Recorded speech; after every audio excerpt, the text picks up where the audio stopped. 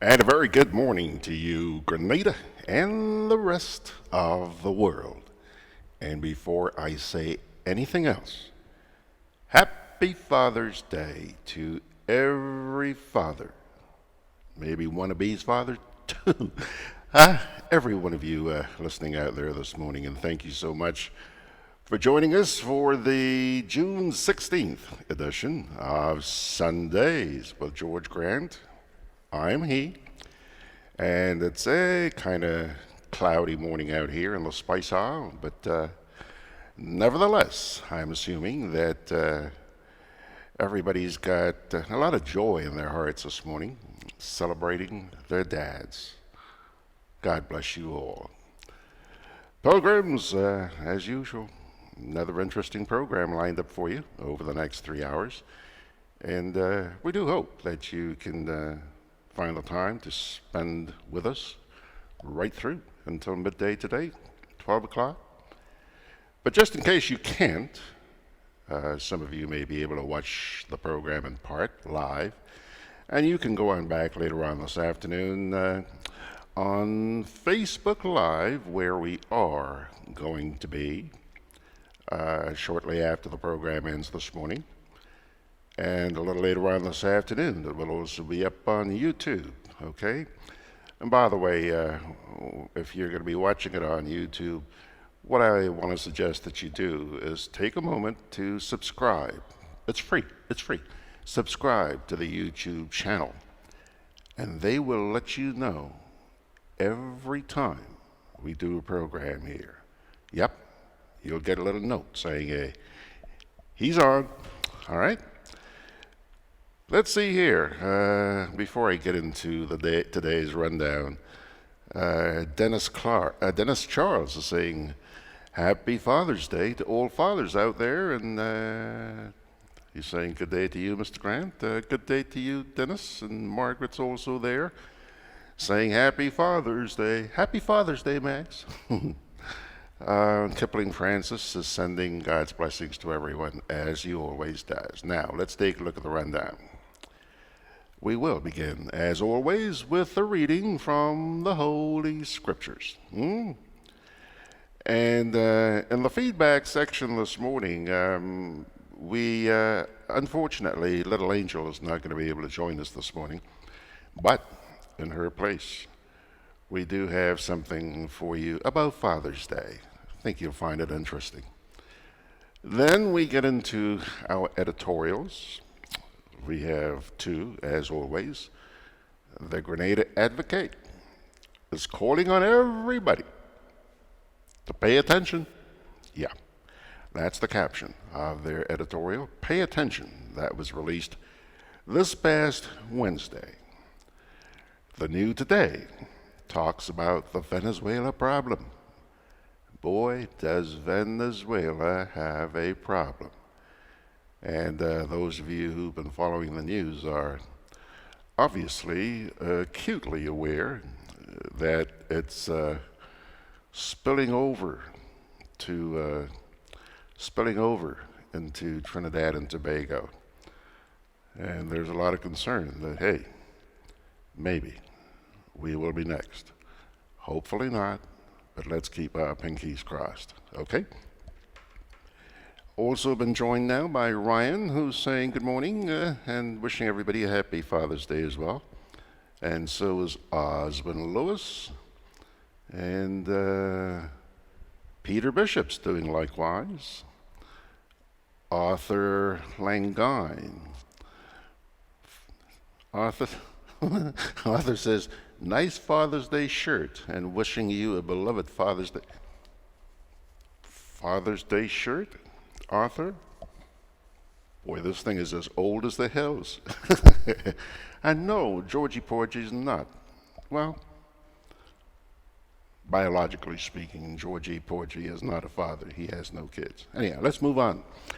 As far as interviews are concerned, this morning, actually in about 40 minutes or so from now, you'll be hearing from a lady, Grenadian in New York, who's running for civil court judge. This lady wants to serve her community, and she's decided that the best way to do that is to run for office as a civil court judge. Her name is Alice Nicholson, and she'll be running in Kings County out there in the Big Apple. We're going to be talking with her in a wee bit by Zoom, okay? That's our first interview this morning.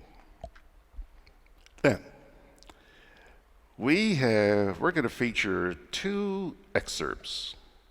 Huh? Hello, hello, hello. Where did I go to?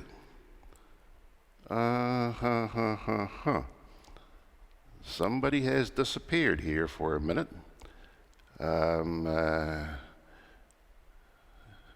Let's see what's going on.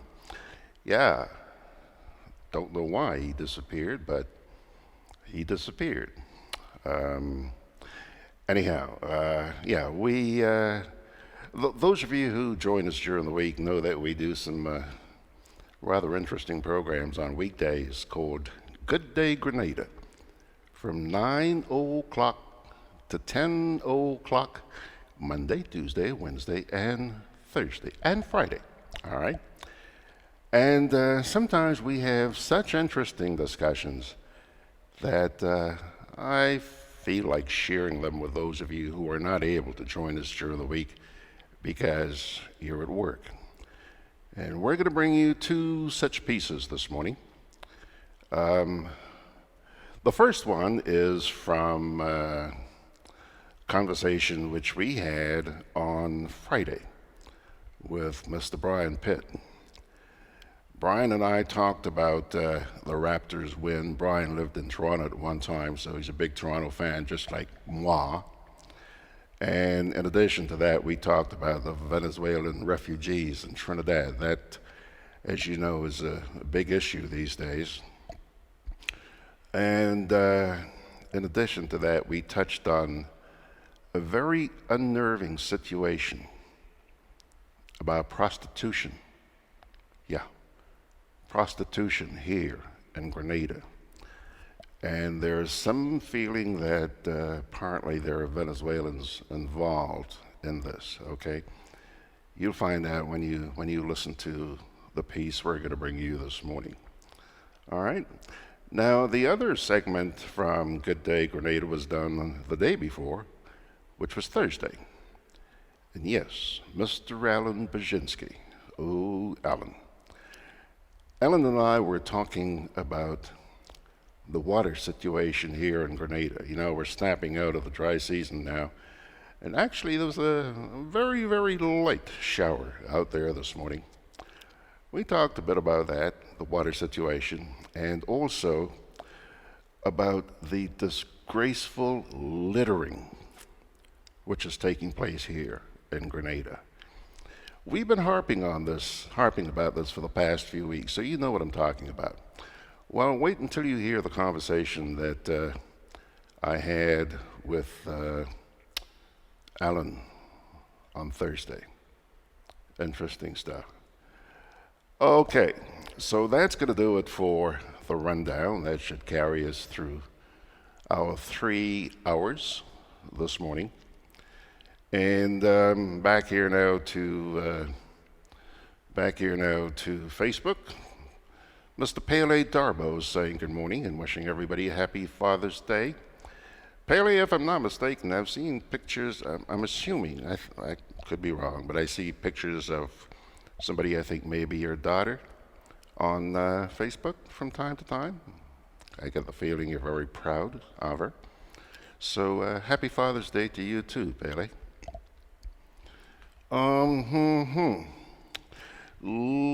Let's see here. Wow. Boy, you guys are really pumping it on here this morning. Osmond Lewis is saying, happy Father's Day to all the good fathers. She qualified it, all the good fathers. And Ryan is saying, good day, Gigi, and all fathers. Glenn Andrew Mark is saying, howdy from Michigan. And Ryan is saying, yeah, distinguished outfit, Gigi. Distinguished? Man, it's my African shirt. This is an old shirt, but I cherish it. It's one of those I'm not going to part with. Lydia James is saying good morning from sunny Toronto. Happy Father's Day. And, well, we said hi to Pele already. Jackie O is saying good morning from a relaxing Virginia. Happy Father's Day to all the fathers and husbands. Yeah. When are we going to hear of a Husband's Day? Happy Husband's Day. Sounds good.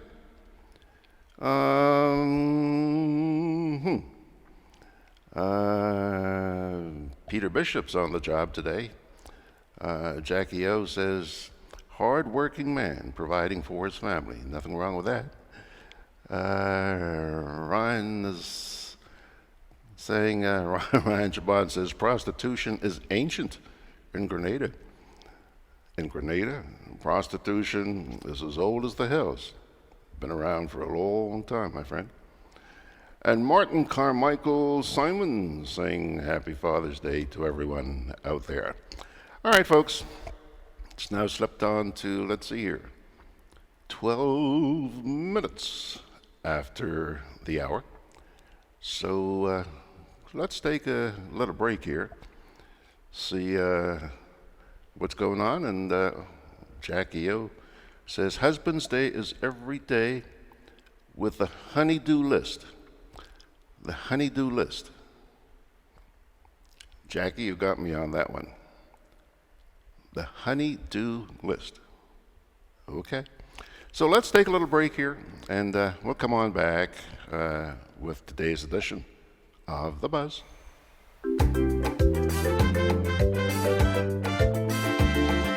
Grenadian General Insurance Company, strength and stability. Grenadian General Insurance Company, tell your friends, tell your family. We cover householders comprehensive, motor and even fire too.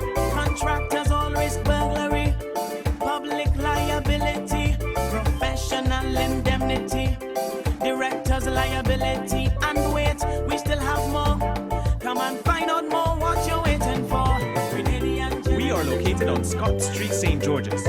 For more information, call 440-2434. Tell everybody.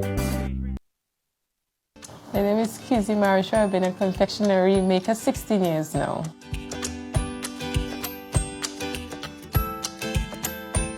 Well, as a child growing up, my grandmom always make fudge and always make any candies, cakes, as I remember. And I always have an interest in that, you know?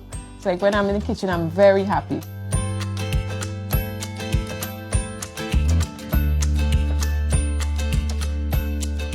If you're making coconut fudge, you just grate the coconut, you squeeze the milk, and then you strain it, and then you add your sugar, and then you put it to boil. And then after, when you reach a certain stage, you get thick, so you got to beat it. Then after, when you beat it, you pour it out, and then wait for a few minutes to get hard, and then you slice it, you cut it, and then after you break it up, and then you package it. Yeah.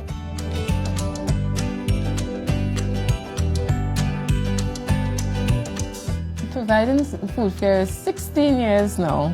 I remember when I just go drop it in the fudge. I was a bit younger too, and I met Miss Harris. So I went and I said, you know, I have a product here, some fudge. I was wondering if y'all would be interested to take some fudge or candies from me. I showed her, she said, you look very nice, you know? So she said, I'll try it. So she told me to bring back some another day. So that's when I started, but Miss Harris took it from me, and then they would start, so, you know.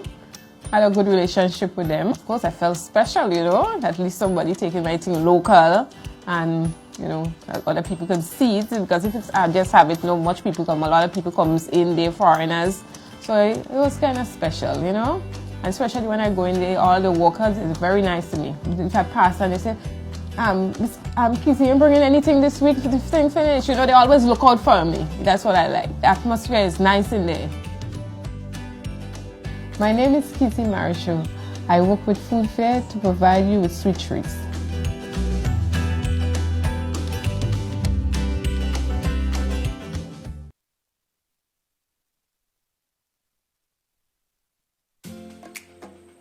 Juve chocolates, cocoa nibs, and cocoa balls from Diamond Estate Grenada are now available at Amazon.com, Amazon.ca, Amazon.co.uk, and GrenadaMarket.com. Try their sensational touch of nutmeg and a touch of ginger chocolates, 75% dark and rich, 100% pure cocoa, and their 60% dark and sweet chocolate bars today. Amazon Prime members enjoy free shipping on these orders in the USA, Canada, and Europe. GrenadaMarket.com. When you can't come to the island, the products of the island will come to you.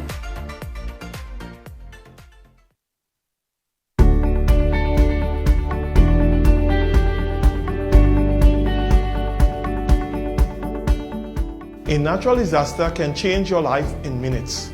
Preparation is the best protection for your family and business. Prepare now. Create a disaster plan and make sure everyone knows what to do. Store water, non-perishable food, and medication. Remember basic emergency supplies such as batteries and flashlights. Trim overhanging trees. If trees near power lines are unsafe to trim, call GRENLEC at 237 for assistance or advice. Install surge protectors to safeguard your electrical devices against outages and intermittent surges. For more information, visit grenlec.com. GRENLEC, energizing our Grenada.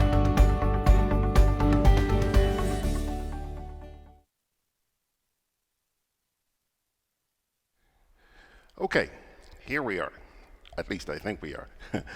All right, folks, it's now coming up on 17 minutes after the hour. Once again, welcome to those of you joining us for today's edition of SWGG. Let me get myself a little bit centered here. Let's turn to this week's edition of The Buzz. And we begin with a reading from the Holy Scriptures. Believers in humble circumstances ought to take pride in their high position, but the rich should take pride in their humiliation, since they will pass away like a wild flower. For the sun rises with scorching heat and withers the plant. Its blossoms fall, and its beauty is destroyed. In the same way, the rich will fade away, even while they go about their business. Blessed is the one who perseveres under trial, because, having stood the test, that person will receive the crown of life that the Lord has promised to all who love him. When tempted, no one should say, God is tempting me, for God cannot be tempted by evil, nor does he tempt anyone. But each person is tempted when they are dragged away by their own evil desire and enticed. Then after desire has conceived, it gives birth to sin. And sin, when it is full grown, gives birth to death. That reading from the first chapter of James 1, verses 9 to 15. All right, just a quick glance here. Jackie O is explaining to me the list of things the wives ask the husbands to do. Honey, can you do? Oh, honey, can you do? Honey, can you do? Happy honey, can you do? And Ryan says, don't forget the single moms who are dads. And yeah, sad, eh? But there are a lot of moms who have to play a dual role in bringing up their kids. Yeah, understand that very, very well. Okay, now, little Angel is not with us this morning, but in her place, I'd like to share something I came across on the internet only this morning. It's about Father's Day. It is captioned, Father's Day. What do people do? The date when Father's Day is celebrated varies from country to country. It is celebrated in Canada and the United Kingdom and the United States on the third Sunday of June. Okay? It is also observed in countries such as Argentina, Canada, France, Greece, India, Ireland, Mexico, Pakistan, Singapore, South Africa, and Venezuela. In Australia and New Zealand, Father's Day is on the first Sunday in September. Bet you didn't know that, eh? In Thailand, it is celebrated on December 5th, which is the birthday of the country's king. Brazilian dads are honored on the second Sunday of August.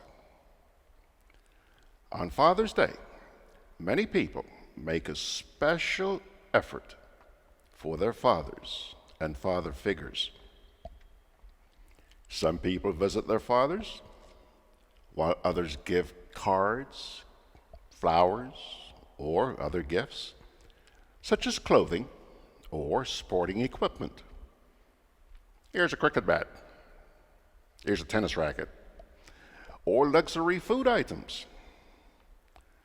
Father's Day is a relatively modern holiday, so different families have different traditions. These can range from a simple phone call to greeting cards or large parties honoring father figures in an extended family. Father figures can include fathers, stepfathers, fathers-in-law, grandfathers, great-grandfathers, and even other male relatives. Father's Day in India is a relatively new concept, but it is celebrated in similar ways as the United Kingdom or the United States, although on a smaller scale. There is a greater awareness of Father's Day events in metropolitan cities and bigger towns due to the greater exposure of people to the Western cultures in these areas. In Mexico, Father's Day is referred to as Dia del Padre, where many families get together, prepare meals, and distribute gifts to fathers or father figures. In South Africa, many social and cultural societies host Father's Day celebrations to stress the important role of fathers in nurturing children and building stronger societies. Hey, interesting stuff? Thought so. Okie doke, folks. 24 minutes after the hour, and take another little break here, and we'll come back and get started with our editorials. Boyo, they gonna fly with kite now. The wind picking up. I'm coming. Karim, what you doing? Fly my kite. Yeah, but not here. You can't fly kite near power lines, boy. Why not? The wind good. Because mommy say kite threads conduct electricity. Yeah, kite. He's right. If your kite gets stuck in power lines, it can cause power outages, or even worse, it can get shocked. Come, let's go and fly them in the pasture. Yeah, that makes sense.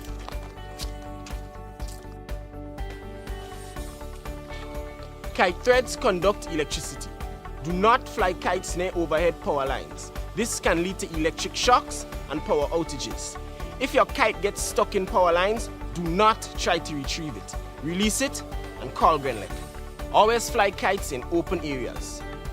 Keep your kites far away from roads. And remember, always clean up after yourself. GRENADA, energizing our Grenada.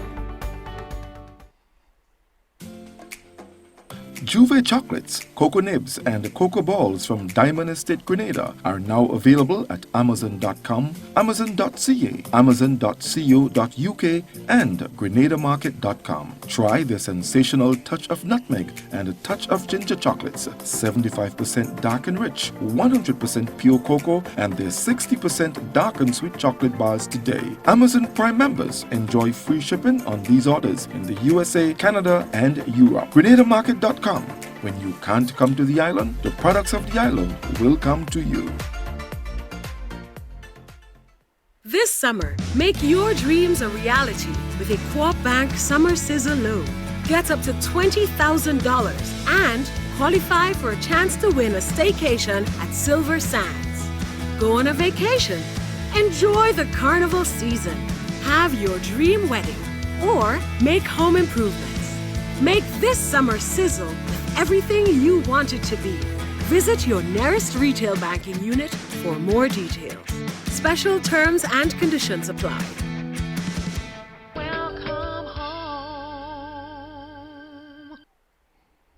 Alrighty, folks, it's the 16th day of June 2019. Let's get into the first of our editorials this morning. And that one comes to us from the Grenada Advocate. It's captioned, "Pay attention." In recent times, there has been much talk and speculation about the trade dispute between the United States and China, and the impact which such could have on those economies, and indeed, the companies operating in them. With the cost of import tariffs on Chinese goods to the U.S. rising, and vice versa, there is no doubt that the cost of such goods will be passed on to consumers.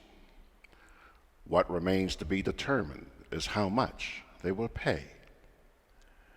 This will likely be determined by how much of the additional costs companies pass on to the consumers and how much of the cost they will absorb, which will effectively lower their profit margins. There are some who would argue, and foolishly so, that this trade war is not our business. Nothing could be further from the truth. For as the old saying goes, quote, "If the U.S. sneezes, we catch the cold," unquote. So that apart from the obvious impacts, the trade war has the potential to negatively impact the wider world and us too. And we therefore must pay attention to what is going on, especially as efforts are made to transform our regional economies and get them growing once again. We make the point, noting that only recently the Organization of Economic Cooperation and Development, sometimes referred to as OECD, indicated that the higher taxes on trade occurring between the United States and China are hurting the world economy. The OECD, in fact, warned that if tensions continue to rise, global gross domestic product is likely to fall by as much as 0.7%. The actions by these two world powers and their failure to come to an amicable solution regarding trade between their nations is also likely to increase the prices of goods we purchase. This cannot be good for countries like ours, which spend millions of dollars annually on imports, in particular, food. If the figures were to increase even more, without a concomitant increase in the quantity of goods, one can only imagine how much more costly the prices of items will be, and the pressure that it will put on the consumers. Several Caribbean countries have taken steps to reduce their food import bill by boosting existing or introducing new agricultural programs. However, we will still feel the negative impact of any escalating food prices long before the countries are able to grow all we need to eat.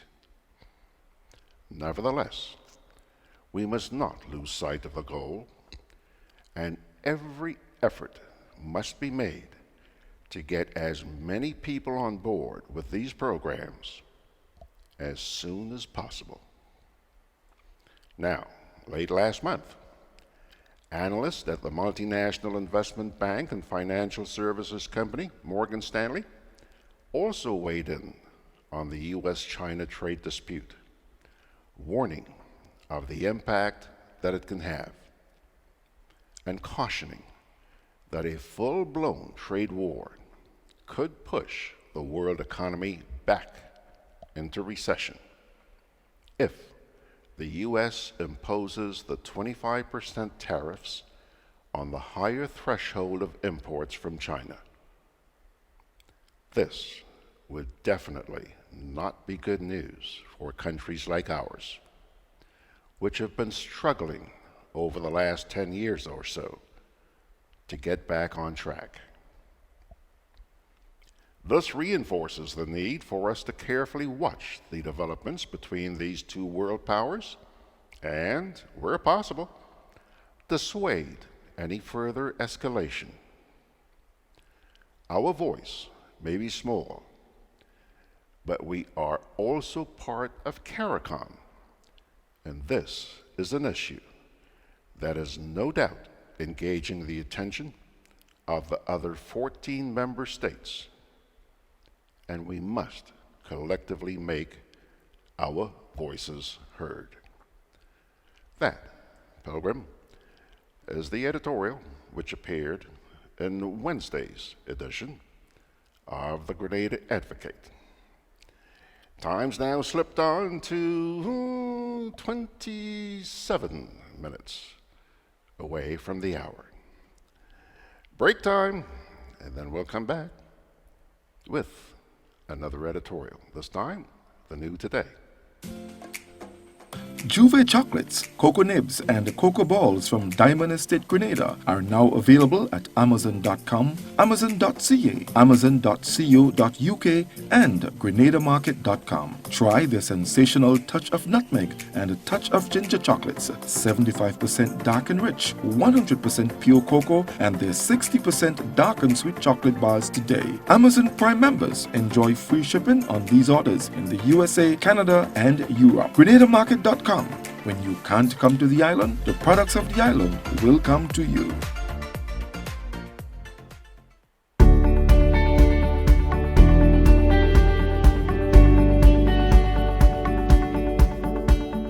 A natural disaster can change your life in minutes. Preparation is the best protection for your family and business. Prepare now.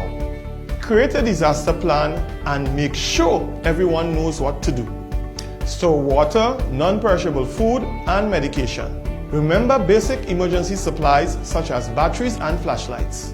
Trim overhanging trees. If trees near power lines are unsafe to trim, call GRENADA at 237 for assistance or advice. Install surge protectors to safeguard your electrical devices against outages and intermittent surges. For more information, visit GRENADA.com.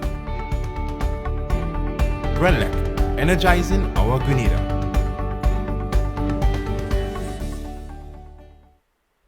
This summer, make your dreams a reality with a Co-op Bank Summer Sizzle Loan. Get up to $20,000 and qualify for a chance to win a staycation at Silver Sands. Go on a vacation, enjoy the carnival season, have your dream wedding, or make home improvements. Make this summer sizzle with everything you want it to be. Visit your nearest retail banking unit for more details. Special terms and conditions apply. Welcome home. Alrighty, folks, in just a wee bit, we're going to be switching over to New York to say good morning to the goodly lady who is running for civil court judge in Kings County in New York. I'm referring to Alice Nicholson. She's going to be joining us shortly by Zoom.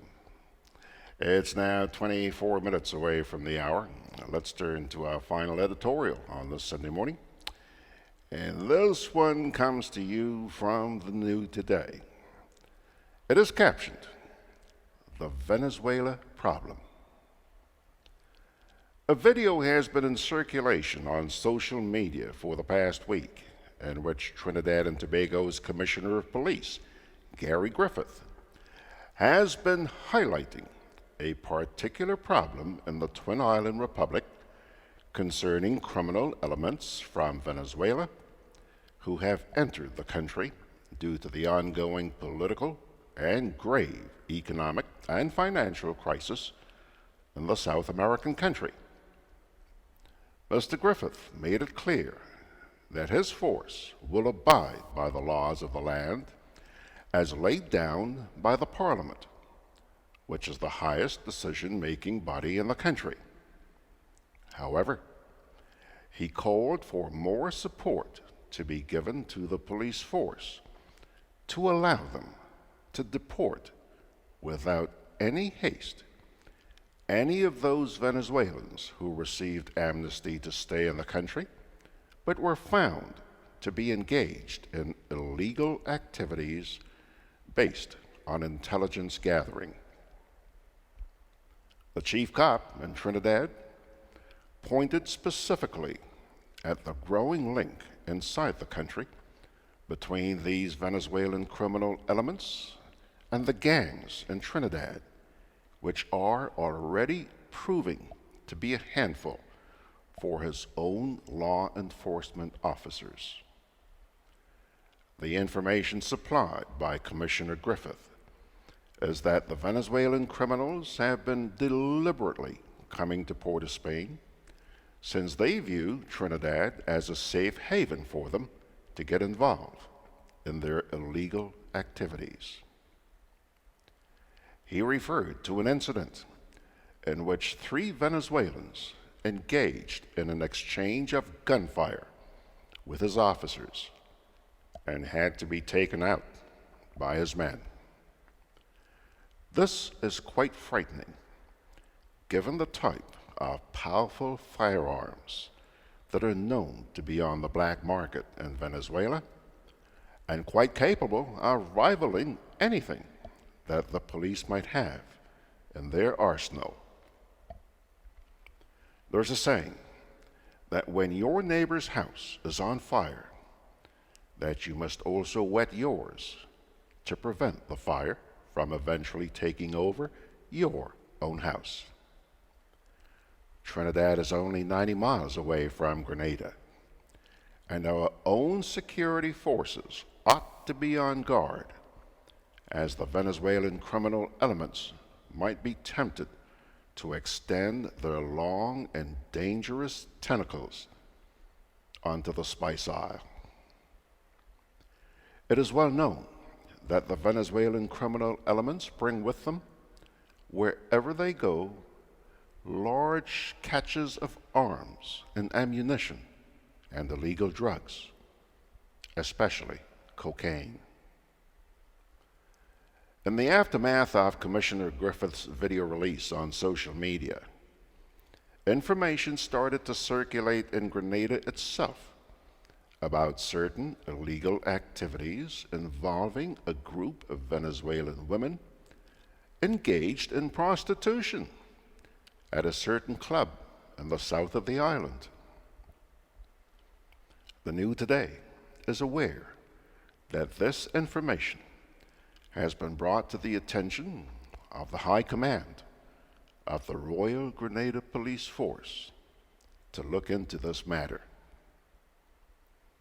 Over the years, a number of striptease girls from Trinidad and Tobago were brought into the country to ply their trade at a particular club in the St. Andrew area. This news This newspaper has solid information about the kinds of people who were customers in the prostitution ring, such as members of Parliament, as well as persons in the legal profession, police officers themselves, and several businessmen. Individuals were also free to have their own private sessions with these prostitutes from Trinidad at an agreed price. This information about Venezuelan prostitutes is cause for concern in light of no information from our own government as regards to a clearly defined policy on Venezuelan refugees, given the ongoing crisis in that country. Health Minister, hello. Health Minister Nicholas Steele came out one week and told the nation that Grenada has not closed its borders with Venezuela and suggested that refugees were free to come in. But 1 week later, CARICOM Affairs Minister Oliver Joseph came out with a contradictory statement which indicated that St. George's will protect its borders from undesirables. What precisely is the policy of the Keith Mitchell-led New National Party government on the critical issue of Venezuelan refugees?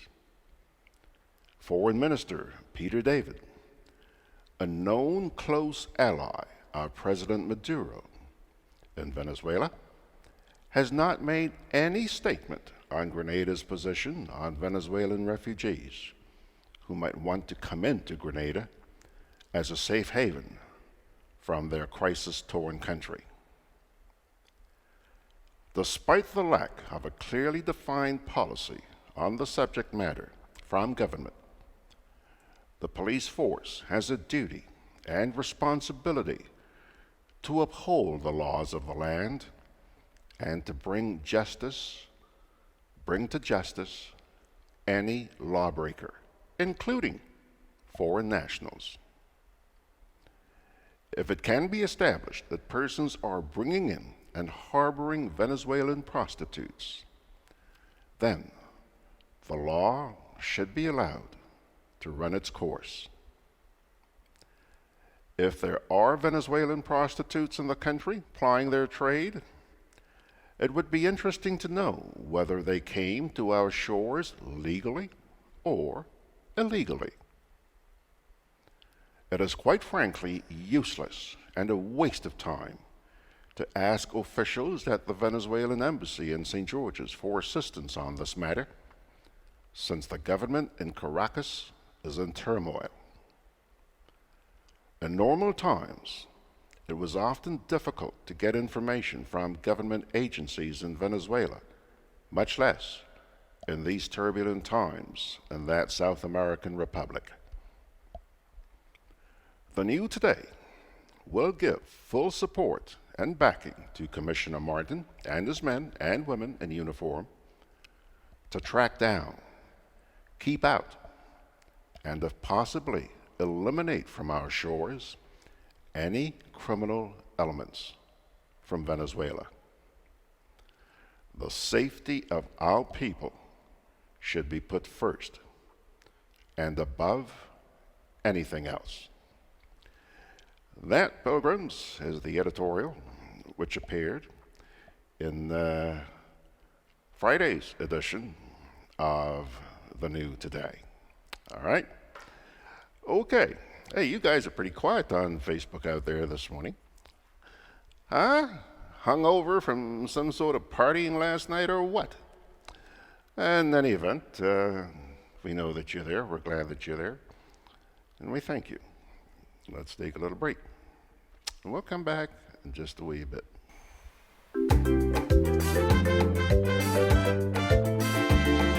Grenadian General Insurance Company, strength and stability. Grenadian Insurance Company. Tell your friends, tell your family. We cover householders comprehensive. Motor and even fire too. Contractors all risk burglary. Public liability. Professional indemnity. Directors liability. And wait, we still have more. Come and find out more what you're waiting for. We are located on Scott Street, St. George's. For more information, call 440-2434. Tell everybody. Boy, yo, they gonna fly with kite now. The wind picking up. I'm coming. Karim, what you doing? Fly my kite. Yeah, but not here. You can't fly kite near power lines, boy. Why not? The wind good. Because mommy say kite threads conduct electricity. Yeah, kite. He's right. If your kite gets stuck in power lines, it can cause power outages, or even worse, it can get shocked. Come, let's go and fly them in the pasture. Yeah, that makes sense.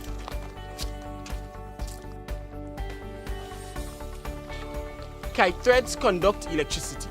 Do not fly kites near overhead power lines. This can lead to electric shocks and power outages. If your kite gets stuck in power lines, do not try to retrieve it. Release it and call GRENADA. Always fly kites in open areas. Keep your kites far away from roads. And remember, always clean up after yourself. GRENADA, energizing our Grenada. Juve chocolates, cocoa nibs, and cocoa balls from Diamond Estate Grenada are now available at Amazon.com, Amazon.ca, Amazon.co.uk, and GrenadaMarket.com. Try the sensational touch of nutmeg and a touch of ginger chocolates, 75% dark and rich, 100% pure cocoa, and their 60% dark and sweet chocolate bars today. Amazon Prime members enjoy free shipping on these orders in the USA, Canada, and Europe. GrenadaMarket.com. When you can't come to the island, the products of the island will come to you. Well, folks, there she is. I've been telling you about the candidate for civil court judge, Kings County in New York. This lady is a Grenadian. Her name is Alice Nicholson, and let me first of all welcome her to Sundays with George Grant. Good morning, madame. How are you? Good morning. How are you? Very, very well, thank you. I'm doing well also. Looking forward to a little tete-a-tete this morning. I would imagine that it's a pretty busy time for you, campaigning and all of that. I want to start by finding out a little bit about Alice Nicholson. Yes, I do know that you're Grenadian. Yes, I do know that you're a former student of the Anglican High School, and I bet they're all proud to be hearing that this morning. Tell us a bit about yourself. Well, let's say when I came to life, it was in Hopevale.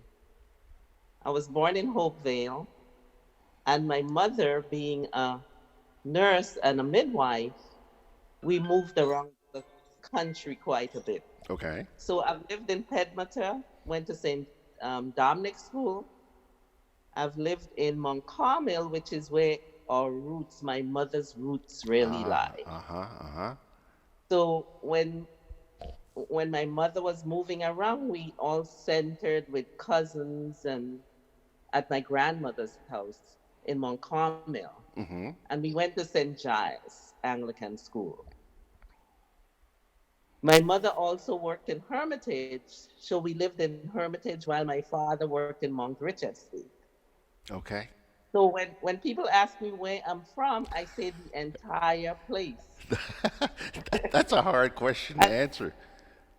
And I left Grenada when I was 20, so divide all those places That's by right. the number of years. That's right.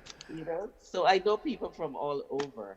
And having gone to Anglican High School, I met people from the other side of the island. So I've adopted that part as part of me. You know, you're just one of so many. Why did you leave Grenada? Well, like so many of us, there was no university there, but more than ever, my father died just a couple of years before we left. My mother being a nurse and an opportunity to educate all her children came about. She moved, and then the family, there are 5 of us. So I, being the oldest, ran the home until we could join our mother in New York. And the first thing we did when we came here was ran to school educating ourselves. Okay. So so I went to well, everybody in the Caribbean knows Hunter College, City University. We have a Brooklyn College, Hunter College, City College. So, commuter colleges, we call them, because we work and go to school. We take the number three train, 4, 5, 6, and we run to work and go to school. So that's what I did. I guess like many Grenadians, I left here in 1970. I Hmm. guess many of us in our early 20s, late teens, early 20s, were looking for greener pastures. And did you have the legal profession in mind when you left Grenada? Is that something you had made your mind up from here that you wanted to pursue? I would say it was always in my mind. I did work at Barclays Bank in Grenville and in town before I left. So I started working at 17. Like I said, my father died and my mother alone, she had 5 kids. So we Hmm. went off to work right away to help her. Okay. Yes, so when I studied, the first thing I studied when I came here was to be a legal secretary. Okay. So I kind of knew that was my path. So I worked in law firms all over the city. And then I went into Hunter College and did political science, which was another pathway to law school. Hmm. And then I went to NYU Law. I was lucky enough to be admitted and to meet some fine people in students. I have friends from there now. Well, of course, from all walks of life, from kindergarten, from Mount Carmel, St. Giles, through St. Dominic's, through I have friends I could call sisters and brothers. Hmm. So I've gathered a lot of family along the way. Must have been quite a journey. Yeah, yeah. So I did know, and then I went into NYU Law, and there I liked that school because the community and public interest is very important to them. Okay. So while I was there, I worked at the ACLU, interned, and also at the Center for Constitutional Rights. So at the ACLU, we were dealing with blacks losing property in the down south because of illegal foreclosures, tax foreclosures. Hmm. And at the Center for Constitutional Rights, we dealt with police brutality, something we haven't really made a dent in, but at least there's more dialogue right now. Hmm. There's more conversation. As I listen to you, I get the feeling that I don't know if it's fair to use the word obsession, but you do have an obsession with uh, the rights of human beings, protecting the rights of human beings. Well, that's all I know coming from my grandfather, my mother's father was the headmaster of a school in Munich. Hmm. My mom was a nurse, my aunt was a teacher, held we just knew nothing else but taking care of the community. My Hmm. father was in agriculture, and I would hear stories now about him having food in the back of his car, and every time he stopped people could get a yam, plantains. So we just know how to take care of the community in Yeah. all different ways. Okay. So Let's that's very important to me. let's fast forward a little bit here now and talk about the office that you're running for in New York. It's Kings County, is it? Yes, it's Kings County Civil Court. Now it's a court that it's an entry level court. So there we deal with issues that involve damages of about 25,000, and there's a small claims part like if your refrigerator is broken, and you want to sue Macy's, or so that goes up to $5,000. If you get behind on your bill, your Con Ed or your key span, you can come in there and make an agreement to pay it back. We have daily issues of death, divorce, loss of jobs, that get you behind. As you know, we are hardworking people. So sometimes things happen and you have to come to resolve them. Then we can be put in criminal court for about a year where we deal with small, lesser offenses. I would say misdemeanors or, just desk appearance tickets, those kinds of issues. Now, family court, we can also be put there where custody, divorce, child, abuse in the family, those kinds of issues. So, coming from the community, I know those issues. I speak to people every day. So, and I experienced just being in the community, those daily stories. So I feel I'm well prepared to take on protecting people at another level. Do you know, before I go any further, do you know somebody by the name of Lydia James? Lilia James? Lydia James. She's a Grenadian as well, and she's on Facebook here listening to you, and she says, hello, Alice. Good seeing you. She lived in Pedmata. We went to St. Dominic's School. Yes, definitely. Hi, Lydia. Hi, Lydia. She says your brother is Jerry?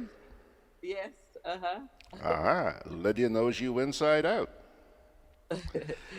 Hi, thanks for calling in. Tell me now, you've lived in New York for a number of years, and civil rights has always been a very predominant issue in the United States.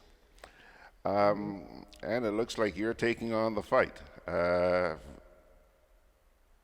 Have you seen much change since you got into, the legal fraternity in New York? Have you seen much change over the years in the preservation of human rights? Yeah, I would say change is very slow. Now that we have a computer in our hands called the phone, there's more, and also there's a camera. So there's more talk about it now. I think people, of all people in the US, are more exposed to the kind of treatment that Blacks have historically received. And there's more discussion about it. Change comes slowly, but we can't stop trying. And that's why pardon me, I was going to say that's why you're continuing the fight. That's why I'm continuing the fight. I can't say I can bring major change, but one drop of water on a rock constantly does change that rock. Now, let's assume that you get elected to office as civil court judge. What difference do you think that victory would bring to your community? First of all, it's important to have diversity in the court system. I'm not saying we don't have that now, but we can't stop. So even after I go there, somebody else has to constantly have to keep our presence there, because we have a large community. And of course, I've represented people in my career of all ages, all race, all religion, whatever, all sexes, sexual identity. So I am a fair and just person.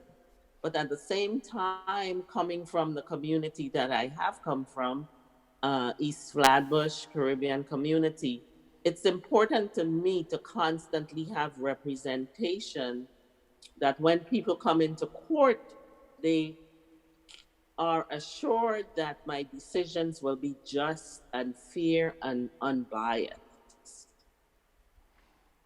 Because the attitude that pervades our society is that we are not hard workers, we are deadbeats, we don't pay our bills, and so we have to change that attitude, but we also have to put people in place to take care of the community. And having run what I imagine would be a pretty strenuous campaign over the last few weeks, when is the election? June 25th, Tuesday. So we're asking everybody to go out to vote because um, judges' election don't really get a lot of attention, but it's very important for our people to know that when they go downtown, we could get a fair shake. Yeah. So it's important to go out. We really have to talk to our constituents to go to the polls because we don't get financial contribution. We're using our own money and contribution from family and friends. So we have a tough job of getting people to the polls to elect us. So that's very important. People have to help people, and that's why I go out and ask people to please go out to vote on June 25th. You talk about money. When it comes to the Grenadian community in New York, by and large, they have been very, very helpful to their homeland. A lot of these people do send resources back to help us get by. In terms of an election campaign such as the one that you're running now, are they that helpful? Oh, very much so. Yeah. Yes, and I can't say enough about how much assistance I've gotten from the Grenadian community and the Caribbean community as a whole, because once you end up in a place like Brooklyn, we have a whole Caribbean family, a Brooklyn family, so people come from Jamaica, Panama, as West Africa, East Africa. I've spoken to people from all over, from Egypt, from Pakistan. So we have a Brooklyn family here. But my Grenadian family, they have been so supportive that I truly appreciate it and thank you. The word today for me, as far as Grenadians go, is gratitude. I am thankful. There are a couple of notes here, but one from somebody named Bella McMillan. And Bella says, see, she knows the issues. Please tell your family and friends to vote for Alice Nicholson. Listen, they're campaigning for you this morning, Alice. Thank you. Thank you. She also goes to say, get out and vote on June 25th.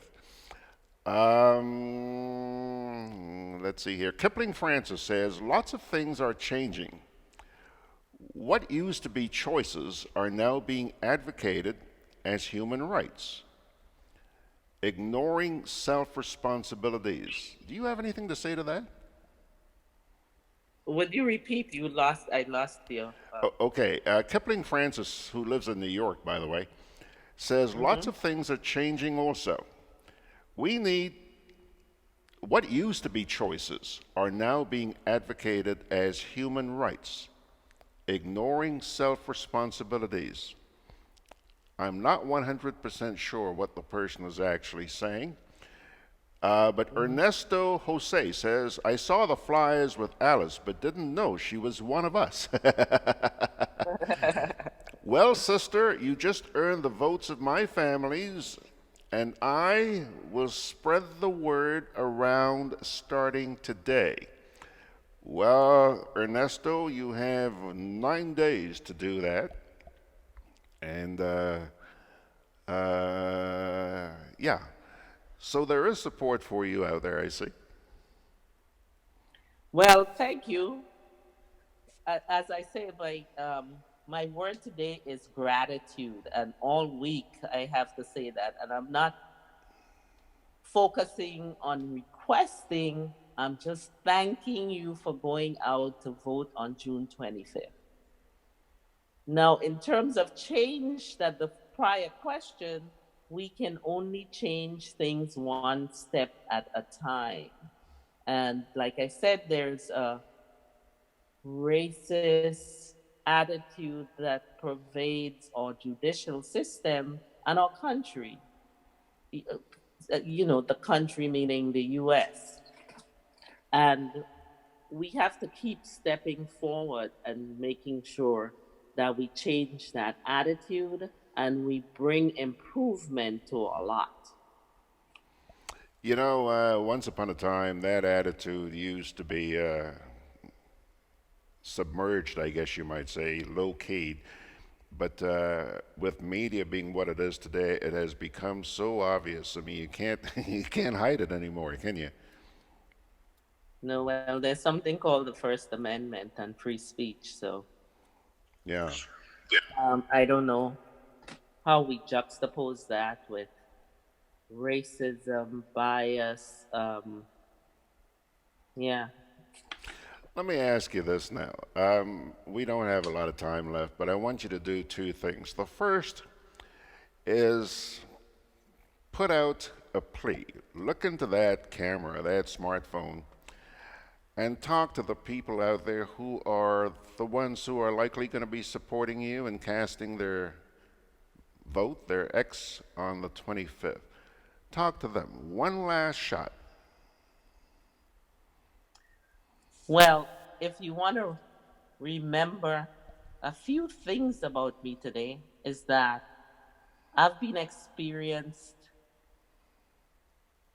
I've had experience for 30 years working in the community.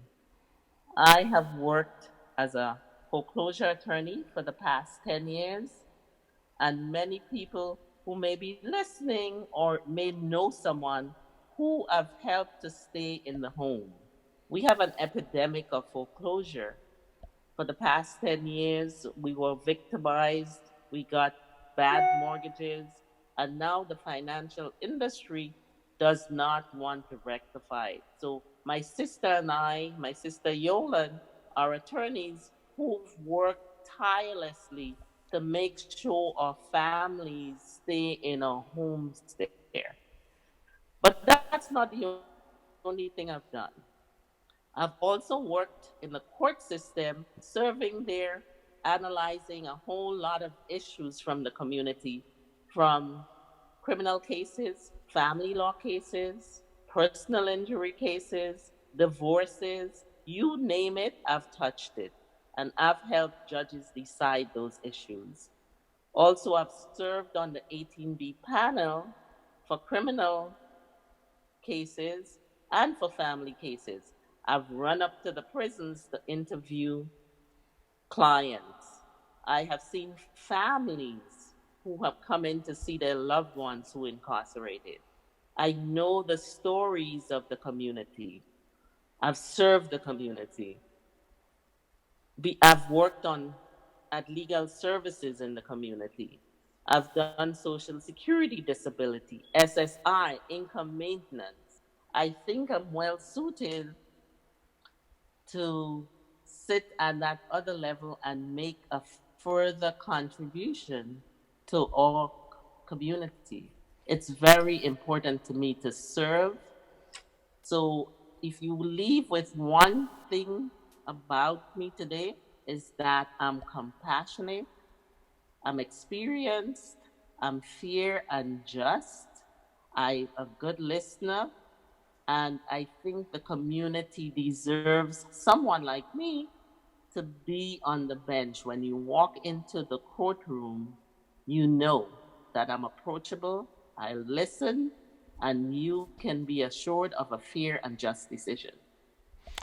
There's a note here, very well said, Alice, and there's a note here from Ernesto in New York. He's asking you a question here. He says, are you going to be attending the Father's Day show, Mouth Open, Story Jump Out today?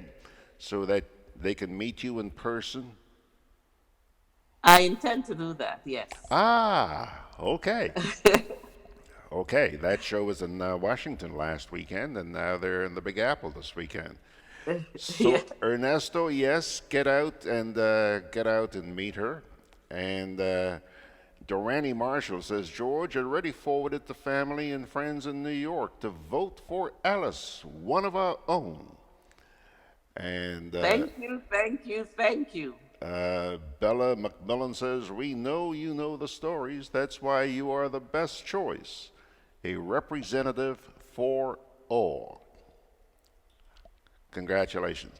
Okay, Alice, I'll tell you what, just about time for us to go, but I cannot let you get away without asking one final favor of you. You know, on this little island of ours, we have an awful lot of challenges. And it's so encouraging to see our youth becoming involved. And a lot of them thinking in terms of making a political contribution towards the advancement and development of our country.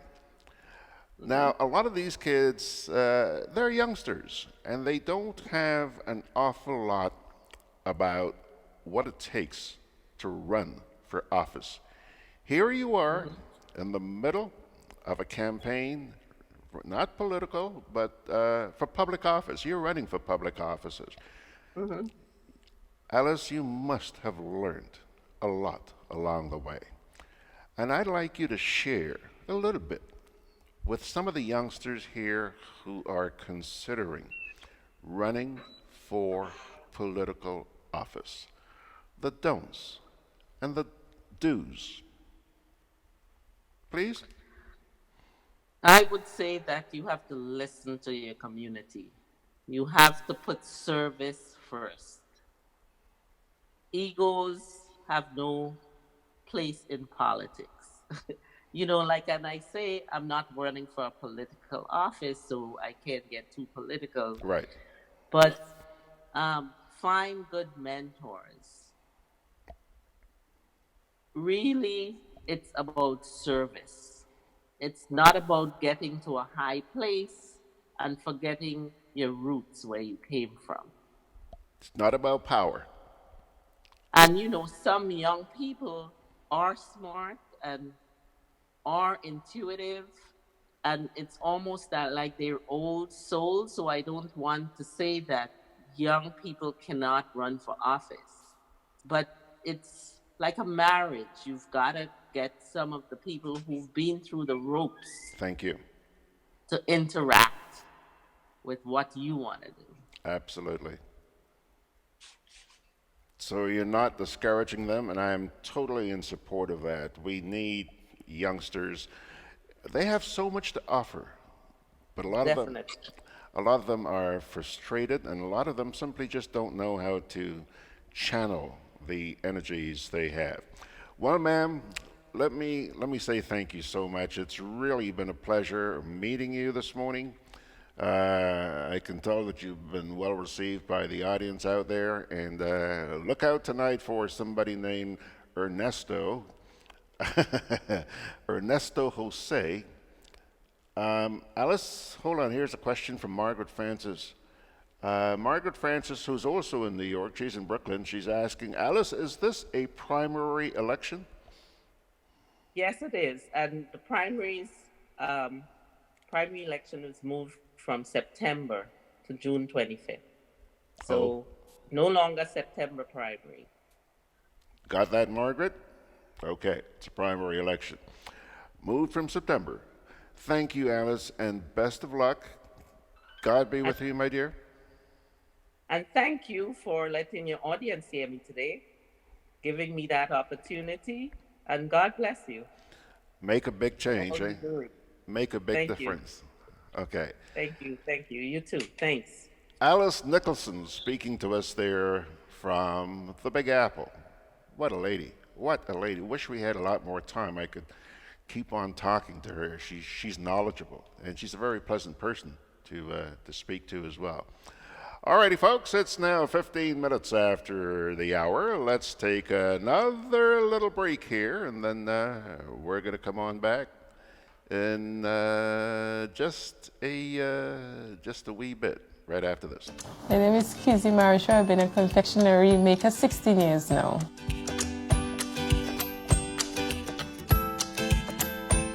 Well, as a child growing up, my grandmom always make fudge and always make any candies, cakes, as I remember. And I always have an interest in that, you know? It's like when I'm in the kitchen, I'm very happy.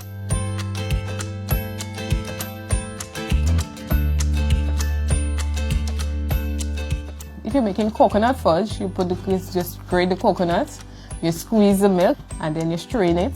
Then you add your sugar, and then you put it to boil. And then after, when you reach a certain stage, you get thick. So you got to beat it. Then after, when you beat it, you pour it out. And then wait for a few minutes to get hard. And then you slice it, you cut it, and then after you break it up, and then you package it. Yeah.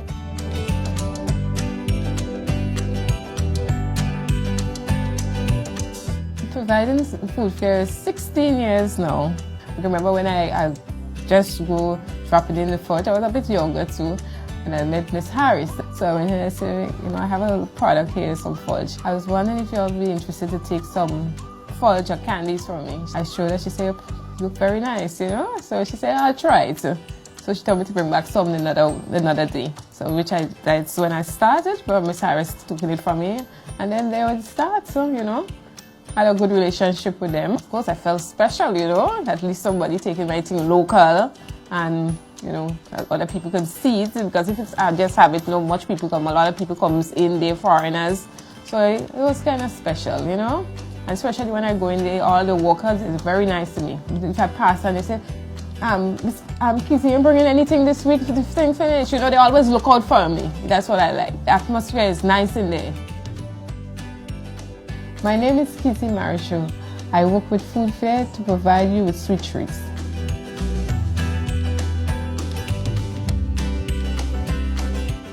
This summer, make your dreams a reality with a Co-op Bank Summer Sizzle Loan. Get up to $20,000 and qualify for a chance to win a staycation at Silver Sands. Go on a vacation. Enjoy the carnival season. Have your dream wedding. Or make home improvements. Make this summer sizzle with everything you want it to be. Visit your nearest retail banking unit for more details. Special terms and conditions apply.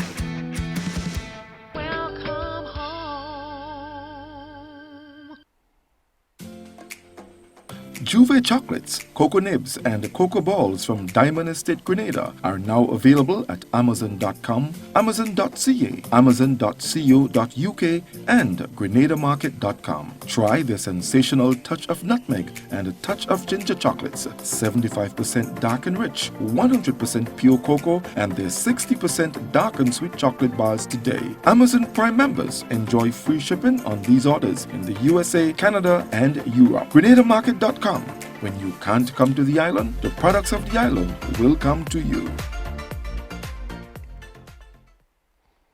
All right, folks, as we continue wending our way into the hurricane season, I got some good news for you.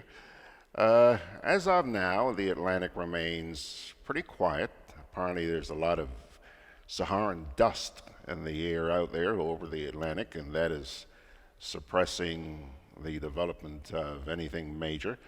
Yes, there are a number of waves out there in the basin, but nothing to worry about because of the dry air and that dust that's continuing to suppress development.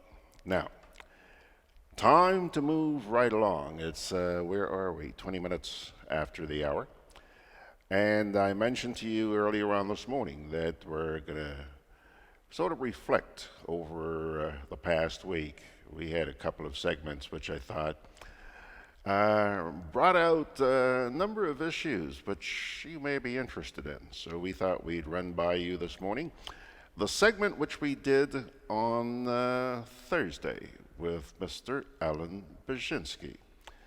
Allan and I got together on Thursday morning and talked about a couple of things one of which was the water situation in Grenada over this dry season.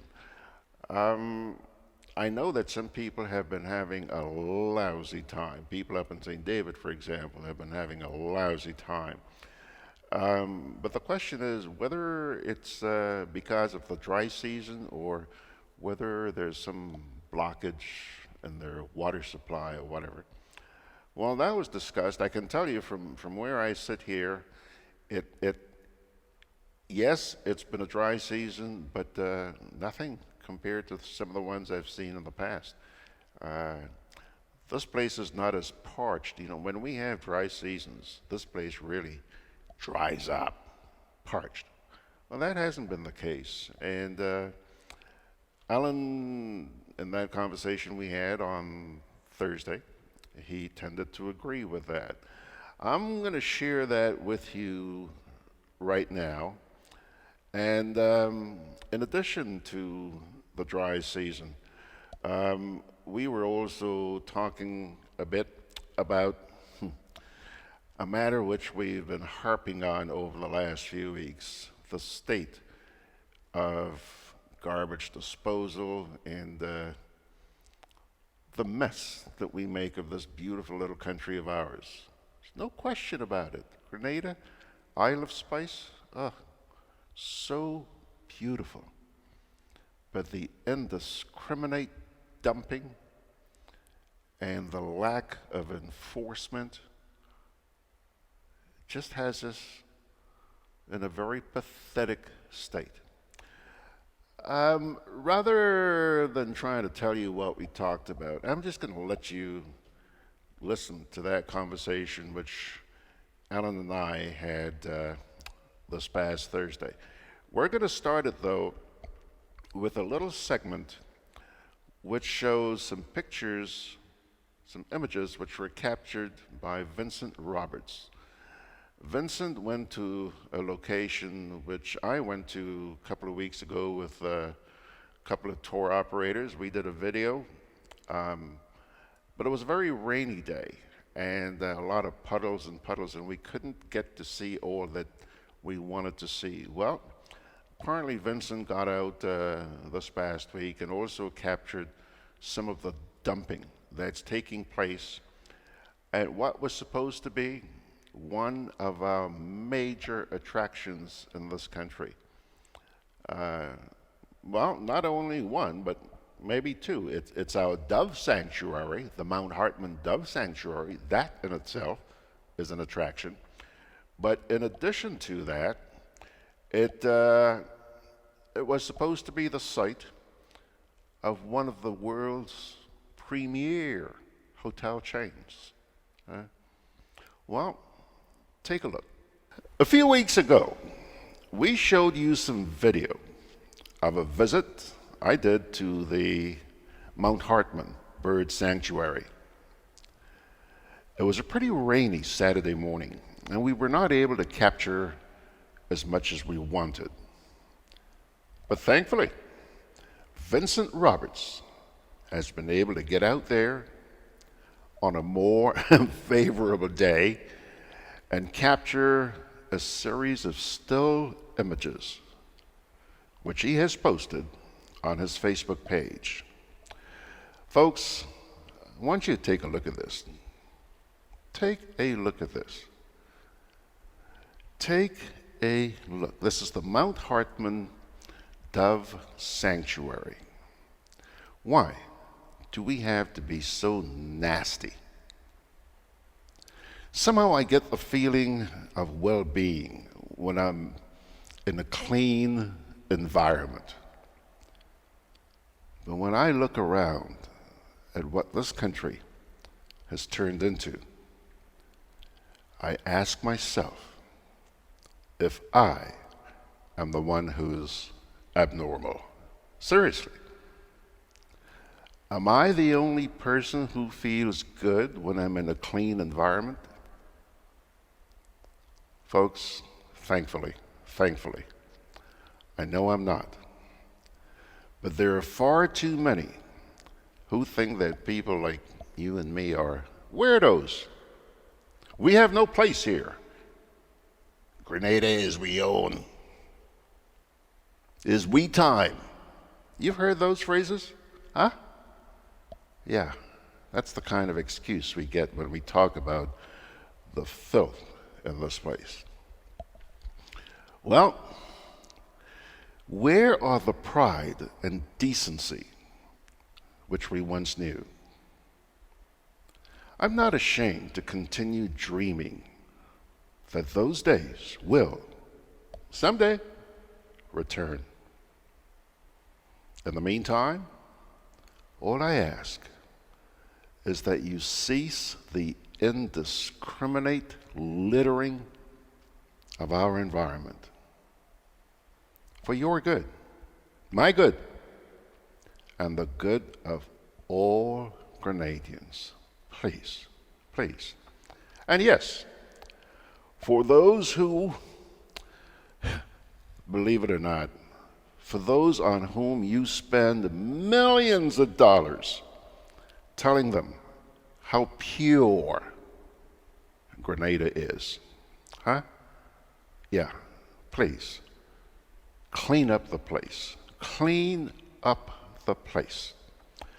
Well, I said to you a few minutes ago that if Mr. Bierzynski got here before I started the national report, I would go directly to him rather than put him on after the national report. Well, guess what? Oy, oy, take a look. See that man? Man, he hot for so this morning. He hot. Good morning, Mr. Bierzynski. How are you, sir? Good morning. As Francis Alexis used to say, I'm on top of the world. You're on top of the world. Well, it's so nice to have you here this morning. Red shirt, does that, any message there? I'm seeing red. You're seeing red? Oh, is that an indication of what you've got up your sleeve this morning? Something's got you kind of hot this morning? Yep. Nawasa. Nawata? Nah, okay. Well, Mr. B, I got some stuff for you as well, but tell me, what's got you so hot about Nawasa this morning?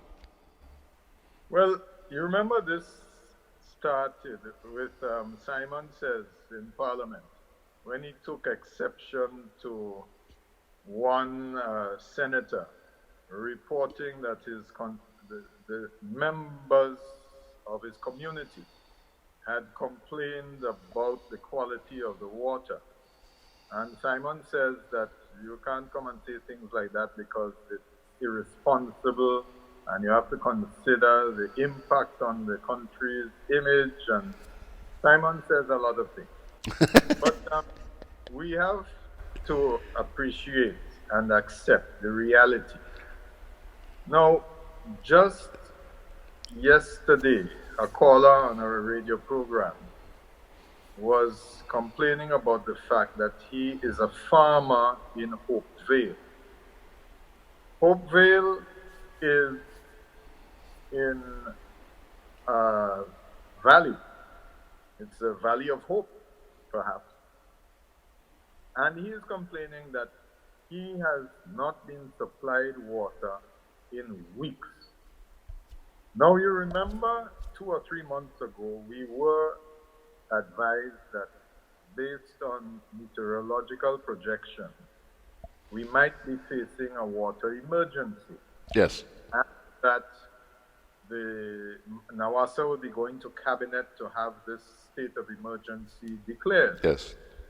I don't think that ever happened. And in fact, I think that our dry season, while it has been extensive, I don't know that in many areas that people really realized there was a dry season on. Yeah, true. In fact, we've experienced in years past where Nawasa would put out notices, and I think that some people actually charged for using hoses to irrigate their gardens or to wash vehicles or whatever. But by and large, you haven't heard about many problems, except that according to these reports, the problems exist. On a previous show, I did mention I had heard that there were some areas of Mount Airy where water hadn't been received through the mains for weeks. Apparently, in Hope Vale, they're having a similar problem. I don't know what the reason is, but the point I want to make is that NAWASA has a corporate communications department, and you are not hearing, or the affected consumers are not hearing any satisfactory explanation, or more importantly, being given any indication as to whether they will get water. I listened to this caller last night saying that having called NAWASA, the only response he got was that you must be living up a hill. Well, he thinks that he has a farm and he's not living up a hill. And that there are other people who are getting water. Another caller complained that in the southern part of St. George, and his complaint had to do with all of the emphasis seems to be on providing water to foreigners at the expense of locals. Well, he was invited to explain what foreign properties were receiving water when Grenadians were not. Because as far as I know, the water goes through a main line, and if you have a connection and a meter, as long as the water is flowing through the main line, you should get water unless the water has been involved in valve regulation, which was threatened, but I don't know that valve regulation is still in effect. So I have concern regarding the apparent deficiency in the communications department of the Water and Sewerage Authority to meet the needs of their consumers. And if you're unable to meet the needs daily, surely arrangements ought to be made with valve regulation so that individuals, particularly farmers, the productive sector of our economy, that they can get water. It should not be beyond the capacity of the officials at NAWASA to identify the problem, come up with solutions, and implement them. Now, it's easy for me to say, I have a water tank. And to tell you the truth, I am not certain as to when last there has been any extended period of non-supply through the main. So I'm in a fortunate position, for which I'm grateful, of course. Having said that, before anybody jumps on my back, remember that whatever water I get, I pay for. I'm not depriving anyone of water. So let's get that out of the way early. But in addition to that, you were speaking about it just before I came on. This business about this nastiness in this place. Hold on, Allan, hold on a sec. Before you get into this nastiness, before you do, I just want to touch on something you said a little while ago. You know, yes, I've been hearing that from the authorities that this is such a severe dry season. But I'll tell you, you know, I am baffled this year because you know where I work and live here, and when I take a look outside, in the past, the ground, especially, let's take, for example, down at Port Louis, parched. You know that lawn they have down there? Parched. Yeah. Allan, it hasn't been that bad this year. And a lot of it... Pardon me? Exactly. So we haven't yet seen sustained rain, but that patch of ground is a good indicator. The Tantine recreational ground. Yeah. Another very good indicator. Yeah. As to whether or not we are getting rain or not. we can accept that the rain has not been sustained, Yeah. but nevertheless, there have been showers. Yes, there have. And in particular, if I look at cloud cover, it seems to me that from Mardi Gras all the way back to St. David's, the southeastern coast, where there are, I think, 2 or 3 water catchment areas, reservoirs, distribution plants, whatever, I believe that there has been rainfall in those areas. Yeah. So the complaints made by certain consumers ought to be investigated. The cause of the problem might be a blockage in the branch line. Exactly.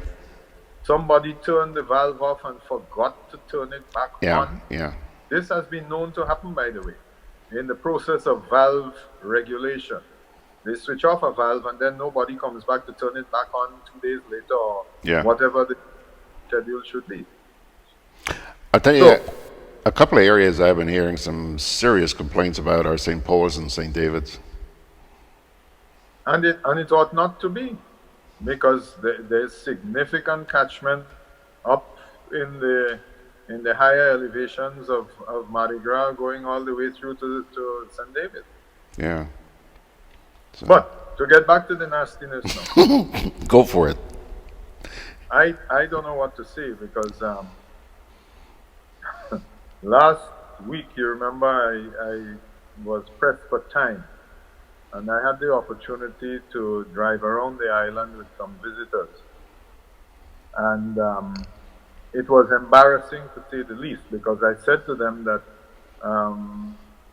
to make a departure from the usual main road route around the island, as far as possible, we went into the interior roads and only rejoined the main road to come into the towns. But it was embarrassing.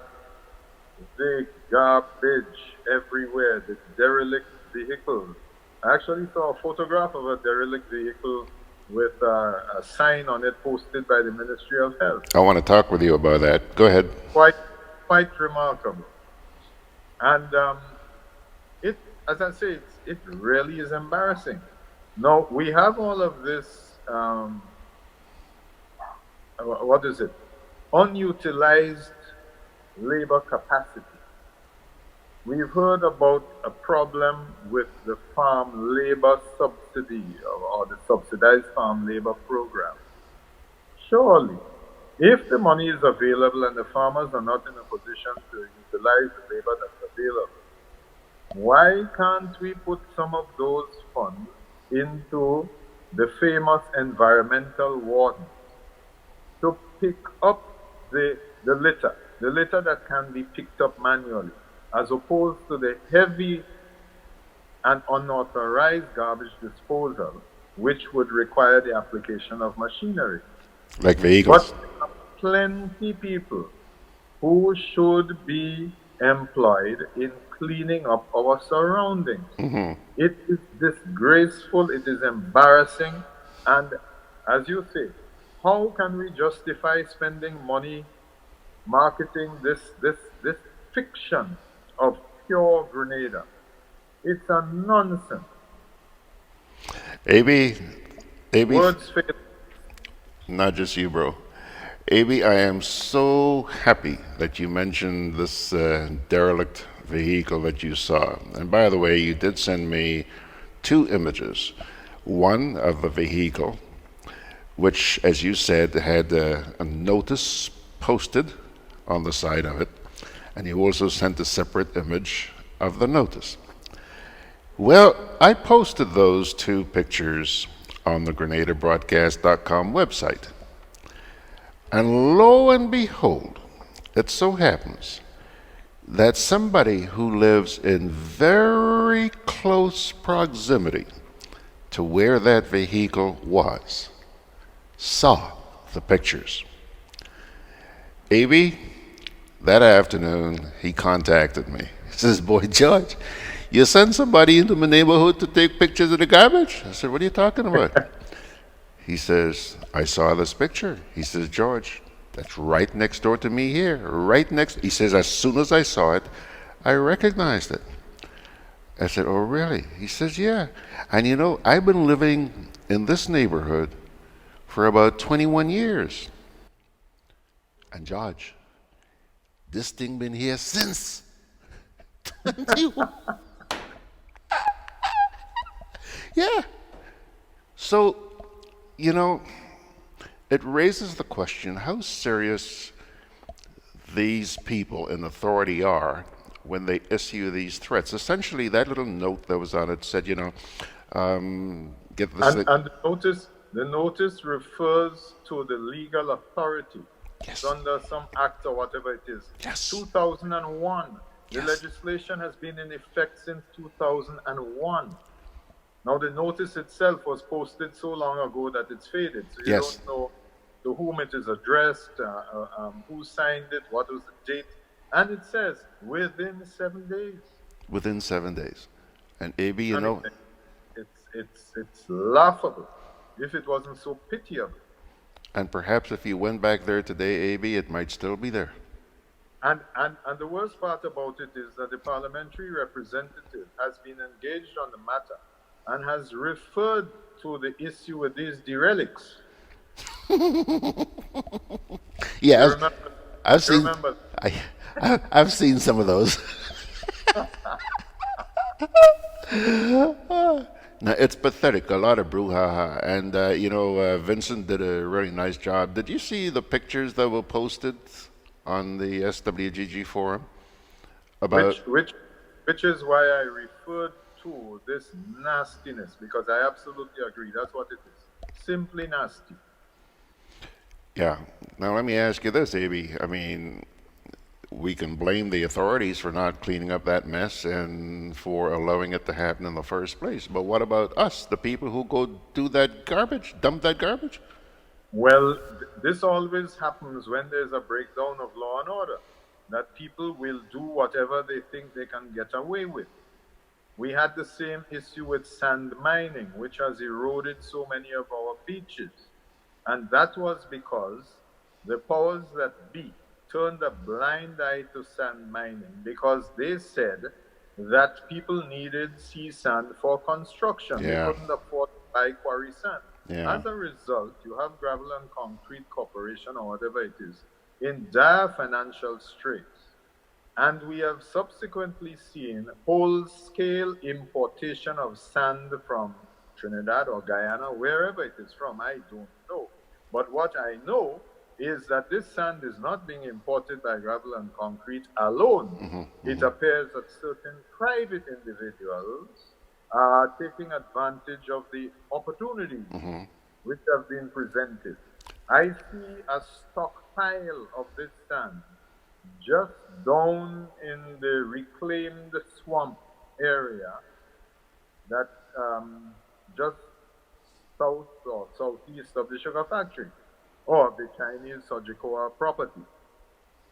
That entire area is subject to, it is being developed quite impressively. But it is only yesterday that I noticed the stockpile of the sand. Yeah. You know, in the meantime, Gravel and Concrete continues to limp along. Limp, yeah. AB, some time ago, you may recall that I did a piece, a video on what was happening down there at Mount Hartman. And the two gentlemen who appeared in that video are two operators who are people who are supposed to be showcasing this pure Grenada that we have. And these two gentlemen are also involved in a movement called the Grenada Green Group. They're trying to keep this place clean, you know. They actually used to arrange cleanups where they go out there and pick up a lot of the garbage. Well, they've given up on that. They pissed off. But they have promised me that sometime this month, they're going to take me on a tour around the island. These folks take thousands of visitors around the island, you know, trying to tell them, this is pure Grenada. Well, they're going to take me to see some of the pure Grenada. And before we go on that trip, I want to talk with you about some of what you observed, because I'm hoping that, you know, we could also capture some of that stuff. And we're going to package this and bring it to the Grenadian people's faces. Let them see for Yeah, themselves. because it is obvious that there's no point bringing it to the tourism authority. Yeah. Yeah. Pure Grenada. Pure Grenada. Man, it just galls me, you know. I get a lot of press releases, and they don't refer to this country as Grenada anymore. It's just pure Grenada, the spice of the Caribbean. And that is so annoying. I mean, if you're doing a promotion, fine.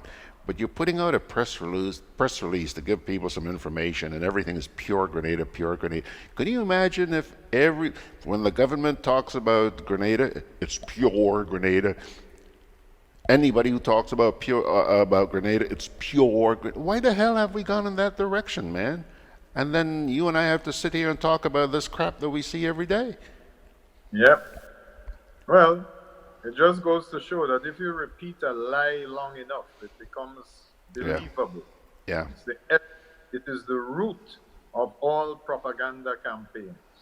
Yeah. Repeat the lie often enough, people believe it. Couldn't some of the Thankfully, there are people who are not inclined to believe lies or liars. Yeah.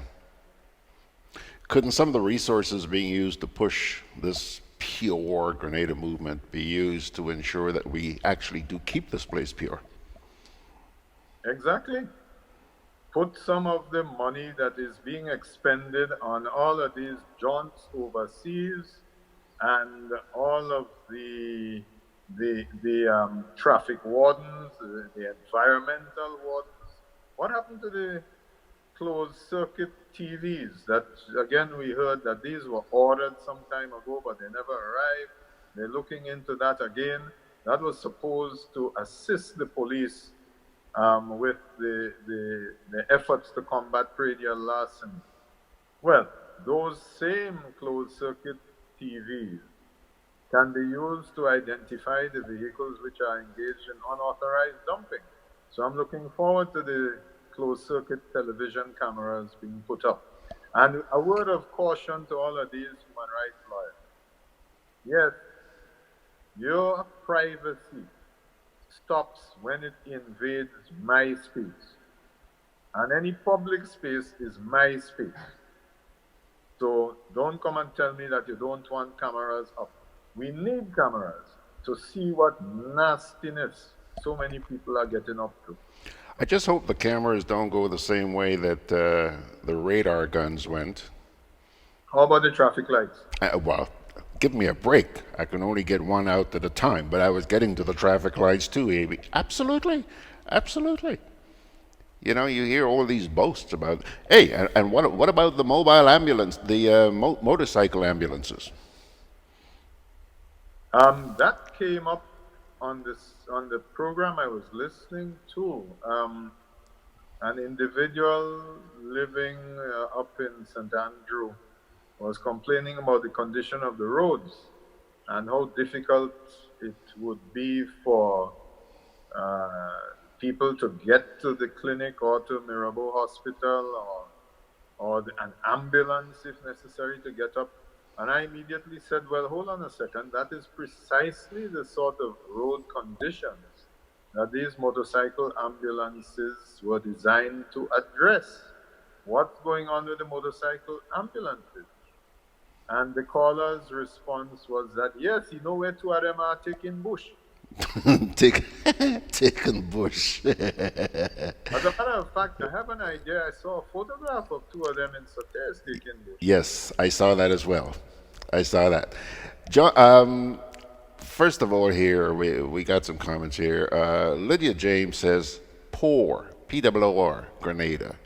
And you know, I'm seeing that show up a lot nowadays on social media. Whenever you say pure Grenada, somebody comes up and says, poor Grenada.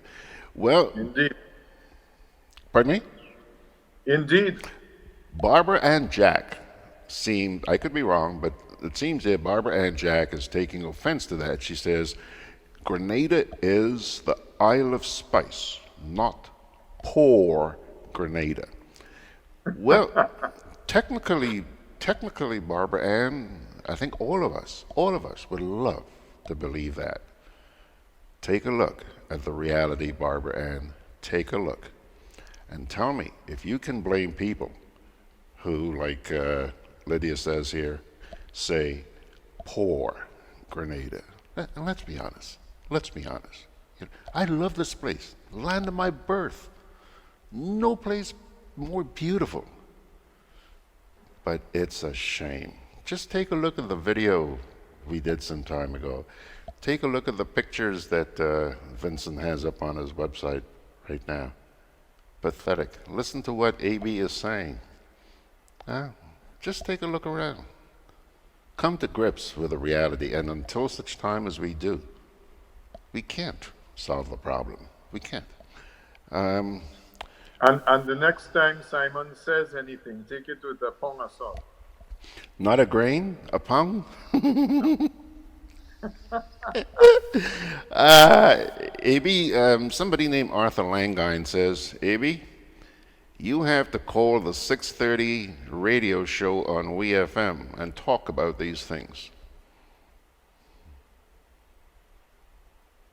The suggestion is to call WeFM and plead my cause? Yes, apparently there's a 6:30 radio show on WeFM, and he's suggesting that you call and talk to them about the things you're talking to us about here this morning. I hold the conceit that people will listen to this station and be informed as to these issues. There's only so much one person can do, and I rather enjoy this program, not WeFM. Okay. John Bruno says, it's plain... yeah, that's going to get you a cup of coffee, AB. John Bruno says, it's plain to see the priorities of the powers that be. It's upside down. You know, he's talking about the situation here. Well, I also have a new one for you, Mr. Bierzynski. Lydia James says, you know, we're talking of Isle of Spice, pure Grenada. She's just come up with a new one. I wonder how many millions we're going to spend promoting this one. She says, Isle of Spite, S-P-I-T-E, Poor Grenada. That's a brand new. I haven't seen that one before. As the standard response is, if you're going to make a statement like that, then I think you should bring me the evidence. Lydia, he says, if you're going to make a statement like that, make sure you bring him the evidence. I'll give you his address. Okay? Because otherwise, Simon might say that this is a reckless statement and that by accepting it, we will be contributing to despoiling the image of our dear country. Yeah. It's important to listen to what Simon says. You know, and it's so sad, AB, that it's only when people like us who speak about the issues, the serious issues, that he makes remarks like that. Kipling says, unless you admit there's a problem, you will never find a solution. Well, I think we just made that point. One more thing I know I'm not going to wait until you tell me that you got to get out of here, but I got to ask you this. Did you go to the music festival? No, I did not. I generally choose to avoid crowds in open spaces when there is a high probability of precipitation. Yeah, high probability of precipitation. Makes sense to me, sir. Okay. John Bruno says, when we look at the amount of money spent on environmental wardens, it leaves us to wonder. Yeah. Okay, John. Well, again, we've heard about these environmental wardens, but I don't know how much money is being spent on them. I'm not sure where they are assigned or employed. Are we talking about debushers?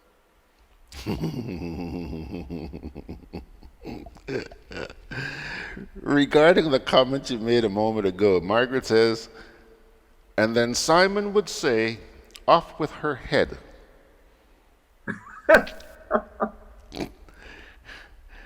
I wouldn't want to put words in Simon's mouth. Okay. All right, AB, I think I'm going to let you get out of here before you get both of us into more trouble. You know I'm a prime target already. How's your streaming this morning then? Perfect. Hey, listen, man. Listen. Yesterday, Allan, we had the first perfect stream in about 2 weeks. And I'm keeping my pinkies crossed. This morning, perfect. Even with you on there, AB, my stream is perfect this morning. Very good. Well, keep it up, as I say. And on the question of streaming and bandwidth, you know that my provider, Flow, very proudly announced recently that they were upgrading everybody's service. Yeah. And what I have noticed in checking my speed up to yesterday on their speed test, my download speed has not moved from 25 Mbps or whatever it is. My upload speed, however, has increased from 3 to 10. Well, I'm not in business, so I'm not uploading. It's my download. I want to get the benefit of that free upgrade to 50 Mbps, which was advertised. But I don't recall them putting a time frame on it. They just said it's going to so in the meantime, I'm not complaining. I'm just going with the flow. Okay. And hold on a minute, don't go yet, because you're different from me. I rely more on upload speeds because I have to send this program out to you folks. Well, I'm happy to say that with Digi, I have an agreement for 100 down and 20 up. I have been seeing some fluctuations in the down. I may get 70 or 80, but with the up, I'm getting 20 up. And I seriously believe, and I keep repeating this, they have to be saluted because it has made a dramatic difference in the way I've been able to get my program out. Notwithstanding the other issues we have, which I could be wrong, but I really don't believe they have anything to do with it. I really don't. Okay, quick comments before... Long may it continue. Yes, I hope so. Lydia James says, who is Simon? Simon Iron? Don't tell me you're going to have to go through this whole routine of explaining again who is Simple Simon. No. I plead the fifth. I will not incriminate myself. Okay. John Bruno says, these jobs are created to give the donor agencies the impression that we're serious about the environment. All right, you don't have much to say about that. Margaret, I think Margaret is responding to Lydia here. Margaret says, remember Simon from the children's game, Simon Says? George, I'm going on that note. I'm going. Lydia says, oh yes. Goodbye, Mr. Bierzynski. Well, there he goes, Mr. Allan Bierzynski. Always not just informative, but entertaining. And just a reminder, Pilgrims, that was an excerpt from last Thursday's edition of Good Day Grenada. Please try and join us on weekday mornings, and if you're unable to do it live at 9 o'clock, 9 to 10, then by all means, revisit the GrenadaBroadcast.com website, and you can check it out. Every program we do, whether it's this one, Sundays with George Grant, Good Day Grenada, Mekwee Chat on a Thursday night, or Law Made Simple with Ruggles on Monday afternoon, they're all archived on the GrenadaBroadcast.com website. It's 11 o'clock on the button. Now, we're not through. Because if you thought that was something, listening to Allan, he's in for a lot of competition coming from Mr. Brian Pitt. We're going to get to Brian in just a wee bit. However, something I don't normally do is go back to some of the comments that are posted on Shoutbook, on Facebook after the fact. Well, things have been kind of busy around here this morning, and there's been a lot going on. And there were a lot of comments posted in that time, in that interim. So I want to go back, and some of them have already touched on. We'll excuse those, but I want to read some of them to you. Good morning and greetings from Zurich. Happy Father's Day to the wonderful world of fathers out there. That comes to you from Mr. Chester Simon. He's out there in Zurich, Switzerland. We've read that one. We've read that one. We know where Margaret's going to be this evening. She's going to see that Ricardo Keynes Douglas show. Mouth Open, Story Jump Out. It's in New York this weekend. Comments here. We've already read those.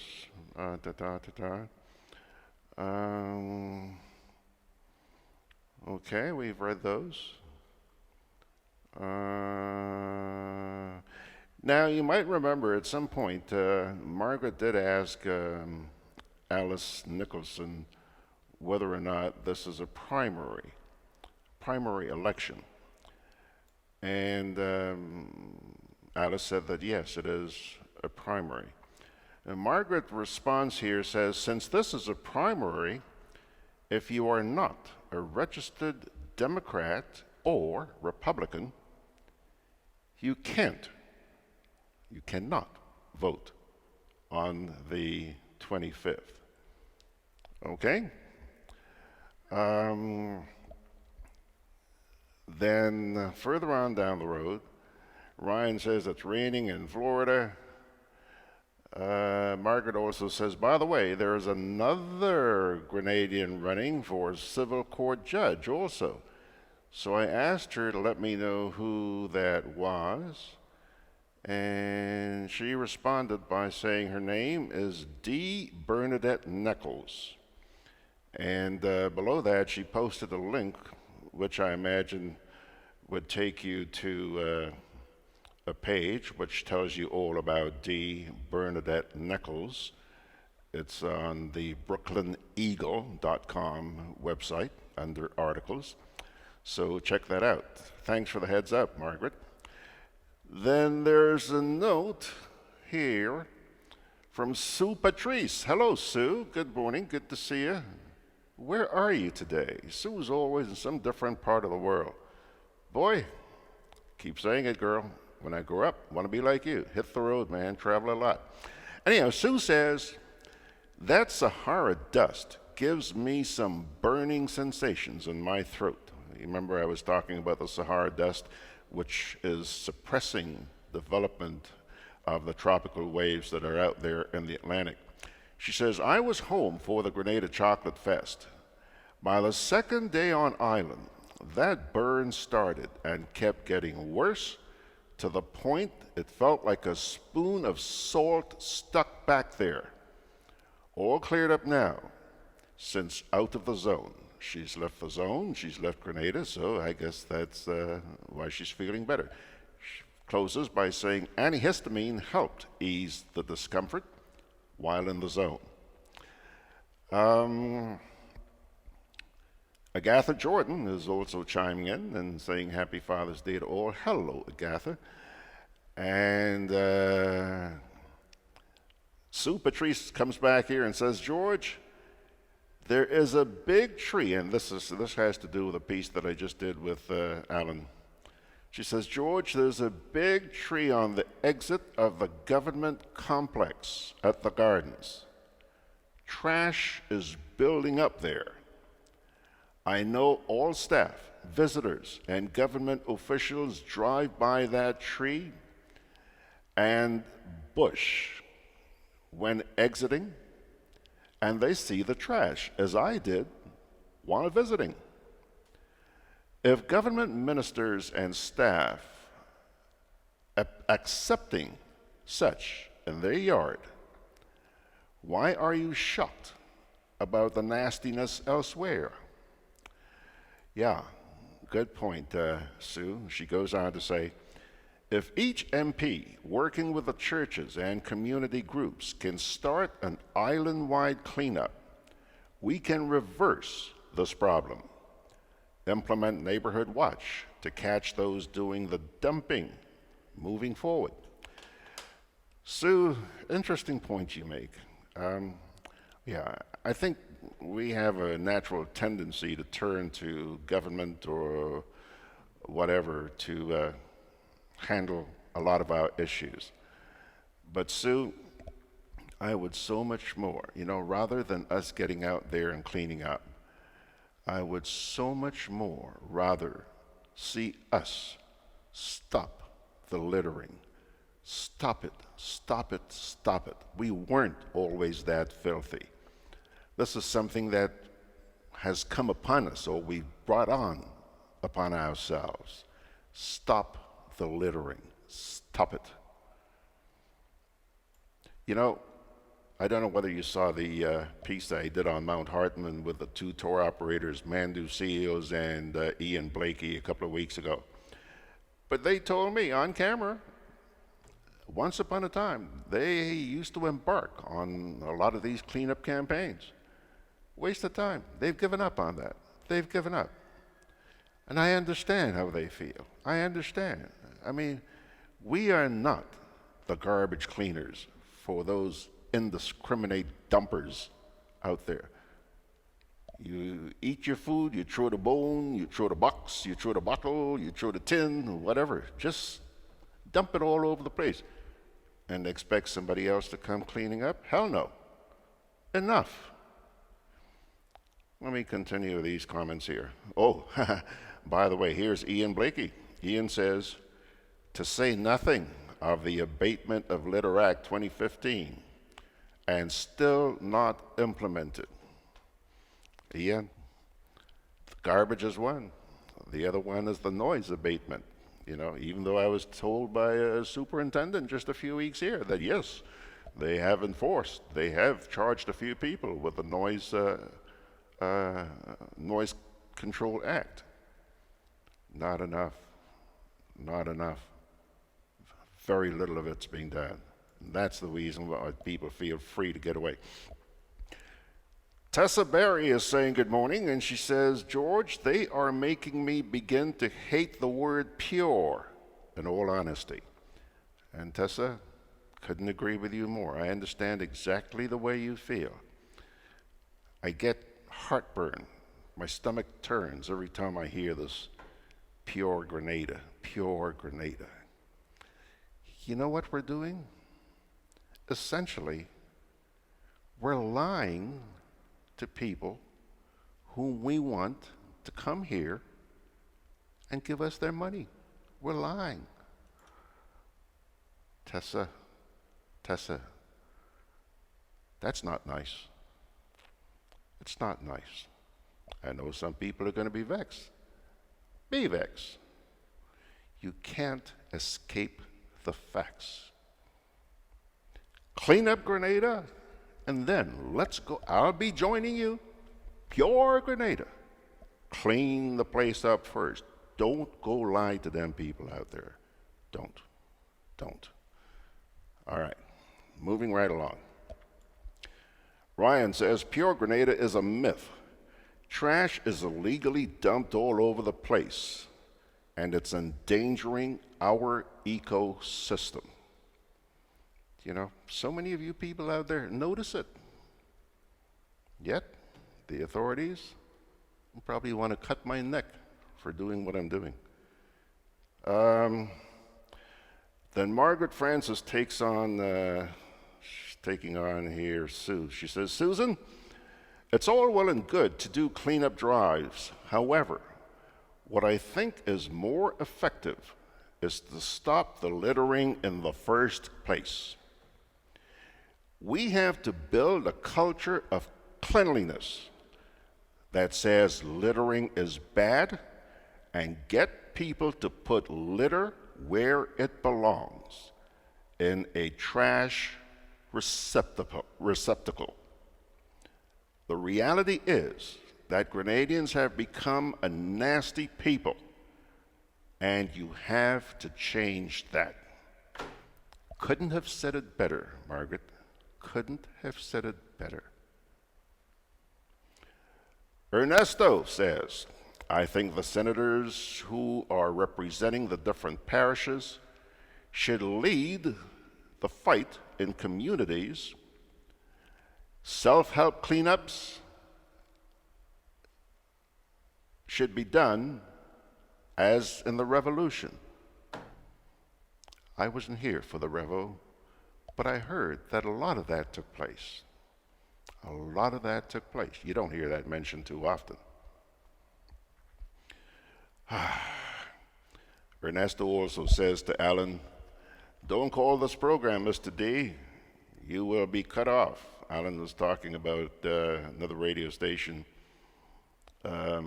which Ernesto had asked him to call. Abraham Joseph says, it is sad to see the pictures posted by Vincent and to hear about the sad conditions of the Grenadian environment. The former Grenadian PM had the notion of promoting a healthy and beautiful Grenadian environment, but he was vilified by a certain group of people. Abraham, would you believe that's still going on today? People like Allan, me, you, and others who talk about the need to keep this place cleaned, we're vilified. We're vilified. We're the bad guys, you know. You understand?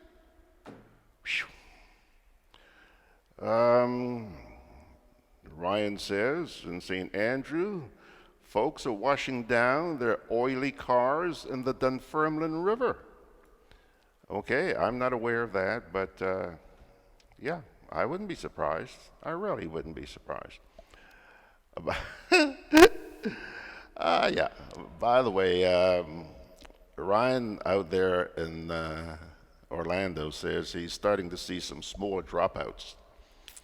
Allan, not Allan, Ryan, yeah, I have noticed the dropouts too this morning. Not only on the GRENADABROADCAST.com website, but I'm seeing them show up now on Facebook as well.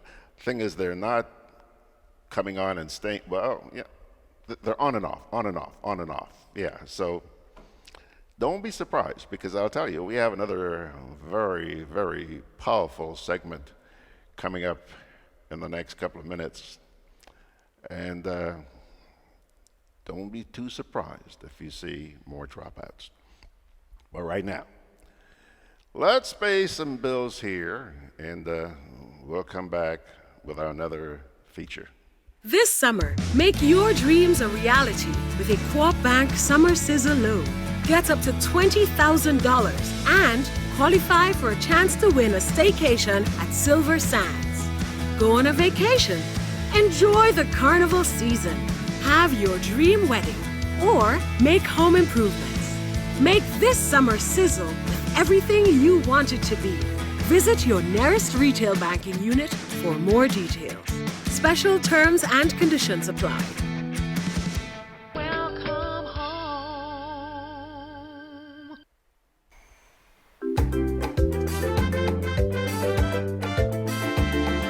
Grenadian General Insurance Company, strength and stability. Grenadian General Insurance Company. Tell your friends, tell your family. We cover householders comprehensive.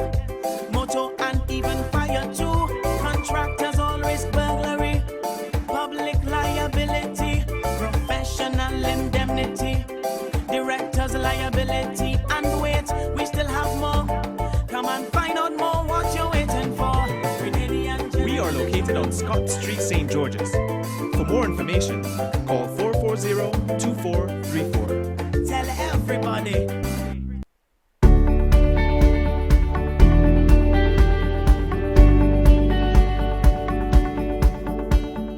A natural disaster can change your life in minutes. Preparation is the best protection for your family and business. Prepare now. Create a disaster plan and make sure everyone knows what to do.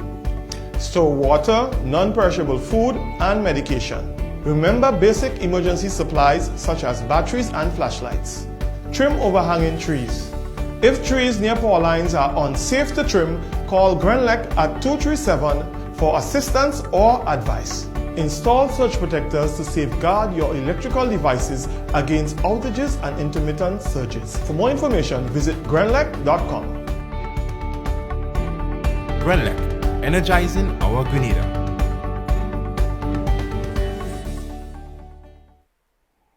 All right, just before we fire up the next segment, there's a note here from Bob Marishow. Bob says, George, please remind Adrian that Grenada... Who's Adrian? All right, please remind Adrian, I think he means Allan, that Grenada does not have a water problem, but a water management problem. I cannot talk to the purity that comes to your house, but I can suggest to them to be more forthcoming to the public with information in the I suggest. I cannot talk about the purity that comes to your house, but I can suggest to them to be more forthcoming with the public with information. In the old days, people would catch rainwater in some container at home, but that is a thing of the past. More houses are built as more trees are cut down. More people are moving from the country to town. Consequently, the volume of usage would go up. The underground piping infrastructure would have to be looked at for lost.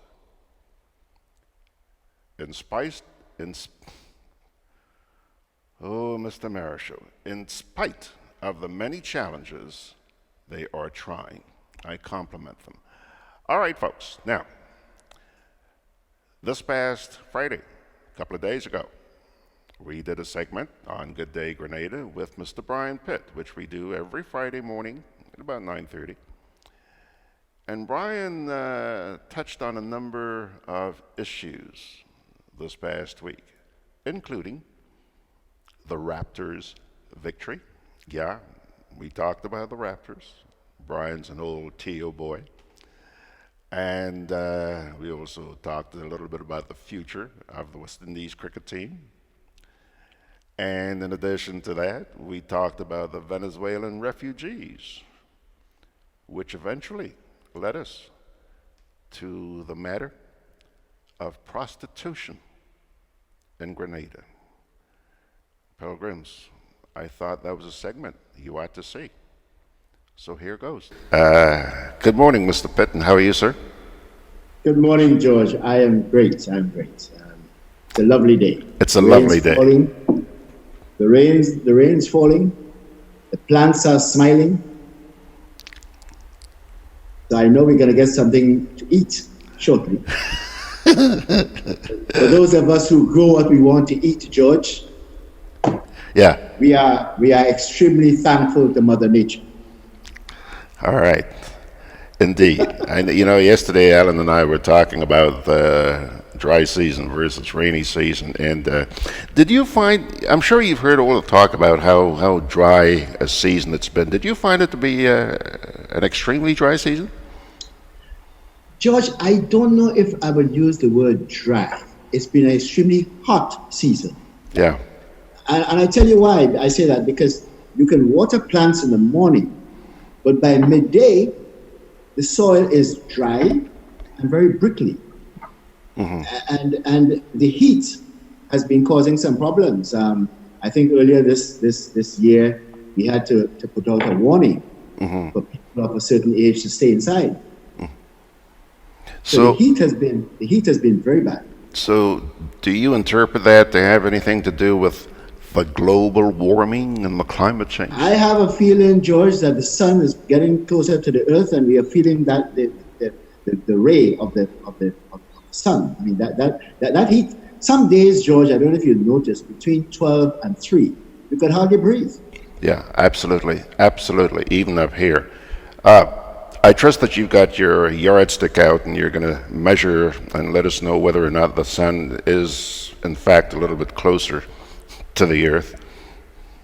George, we all come from an indigenous kind of race or tribe, whatever you want to call it, and those people believe in nature, and they look to the sky and can tell you the distance. Okay. Yes, sir. We don't have to get to the 20th century, George, and measure things. We can tell you when the rain is going to fall, how the animals react. We can tell you whether a storm is coming. Those people have a way of communicating with nature, So much for the yardstick theory. Okay, Brian, listen, I don't know whether, I'm sure you've noticed that it seems like this morning I've sort of pushed the GIS aside, the national report, because there's so much. I'm sure you've got stuff up your slate, but there are a couple of things I want to really talk with you about. And it's a good thing, John, because I don't really want to get into any serious topic this morning. So let's have a conversation about whatever you want to talk about. Okay, that's great. Let me start by asking you if you watched the Raptors game last night, Brian. George, and I'm elated. My team won in 6 games, as I predicted. Because I felt it would have been easier for the team to win in Oakland than in Toronto because of the pressure of the Toronto fans. So those Canadian fans could provide some pressure. I mean, to have a whole stadium singing the national anthem is enough pressure. So it would have been easier for them to win in Oakland, which they did last night. And unfortunately, Oakland had some injury problems. Yeah. But in sport, injury is all part of the game. Injury could mean that you're not very well prepared. Yeah. Did you see the crowds on the streets last night? Oh yes. And the comment this morning is about how sport can unite countries and people. Because I believe there's a conversation taking place in Canada right now about separation. The provinces out west who are producing oil believe that they should be getting more revenue from their oil. So the Conservatives are talking about some form of separation. And this basketball game would have been absolutely important in bringing the country together. Out west talking separation too, so we have another Quebec building up here? Oh yeah, there's a conservative movement, I mean, in Toronto also, and out west that is talking about maximizing the revenue from the oil. Yeah. All right, let's stick with the Raptors for just a minute. Lydia here says, "Yay, Raptors!" And I mean, it wasn't just that they won the game; it's how they won the game last night. I mean, this thing was a nail biter. You agree? Yes, I agree. But that team has been going through some changes, George. I mean, imagine Toronto over a year ago fired a coach that was coach of the year. They fired a coach that was coach of the year. They traded one of the best basketball players in Raptors history to get Leonard. And they hired an absolutely new coach simply because they couldn't get past LeBron James and Cleveland. And to have things end up the way it did is to say that the decision of the general manager, who is an African guy, was good and right because he has a championship. That is not to take away anything from the talent of the team members themselves. No. It's a very talented team and a very diverse team in terms of talent. They have some people on that team who have been rejected by other teams. People on that team who was not even drafted in the NBA draft. So it's a good unit, it's a tight unit, and I believe they're going to be around for a little while. They have the best record. They had the best record in the NBA this year. People seem to miss that. There you go. They had a better record than Oakland. That's why they had the home court advantage.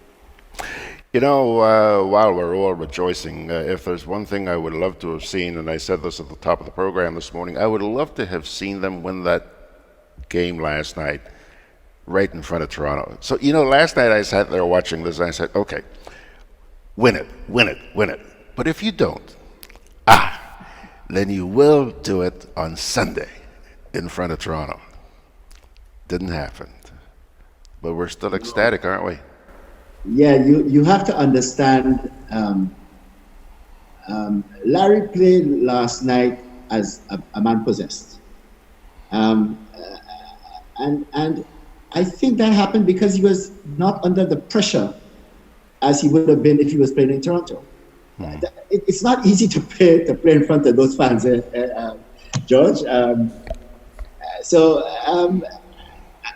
As a team player, I would have preferred to play in the other arena than at home, because family and friends and everybody telling you all kinds of stuff, and Drake on the sideline and massaging the coach's neck and all that kind of stuff.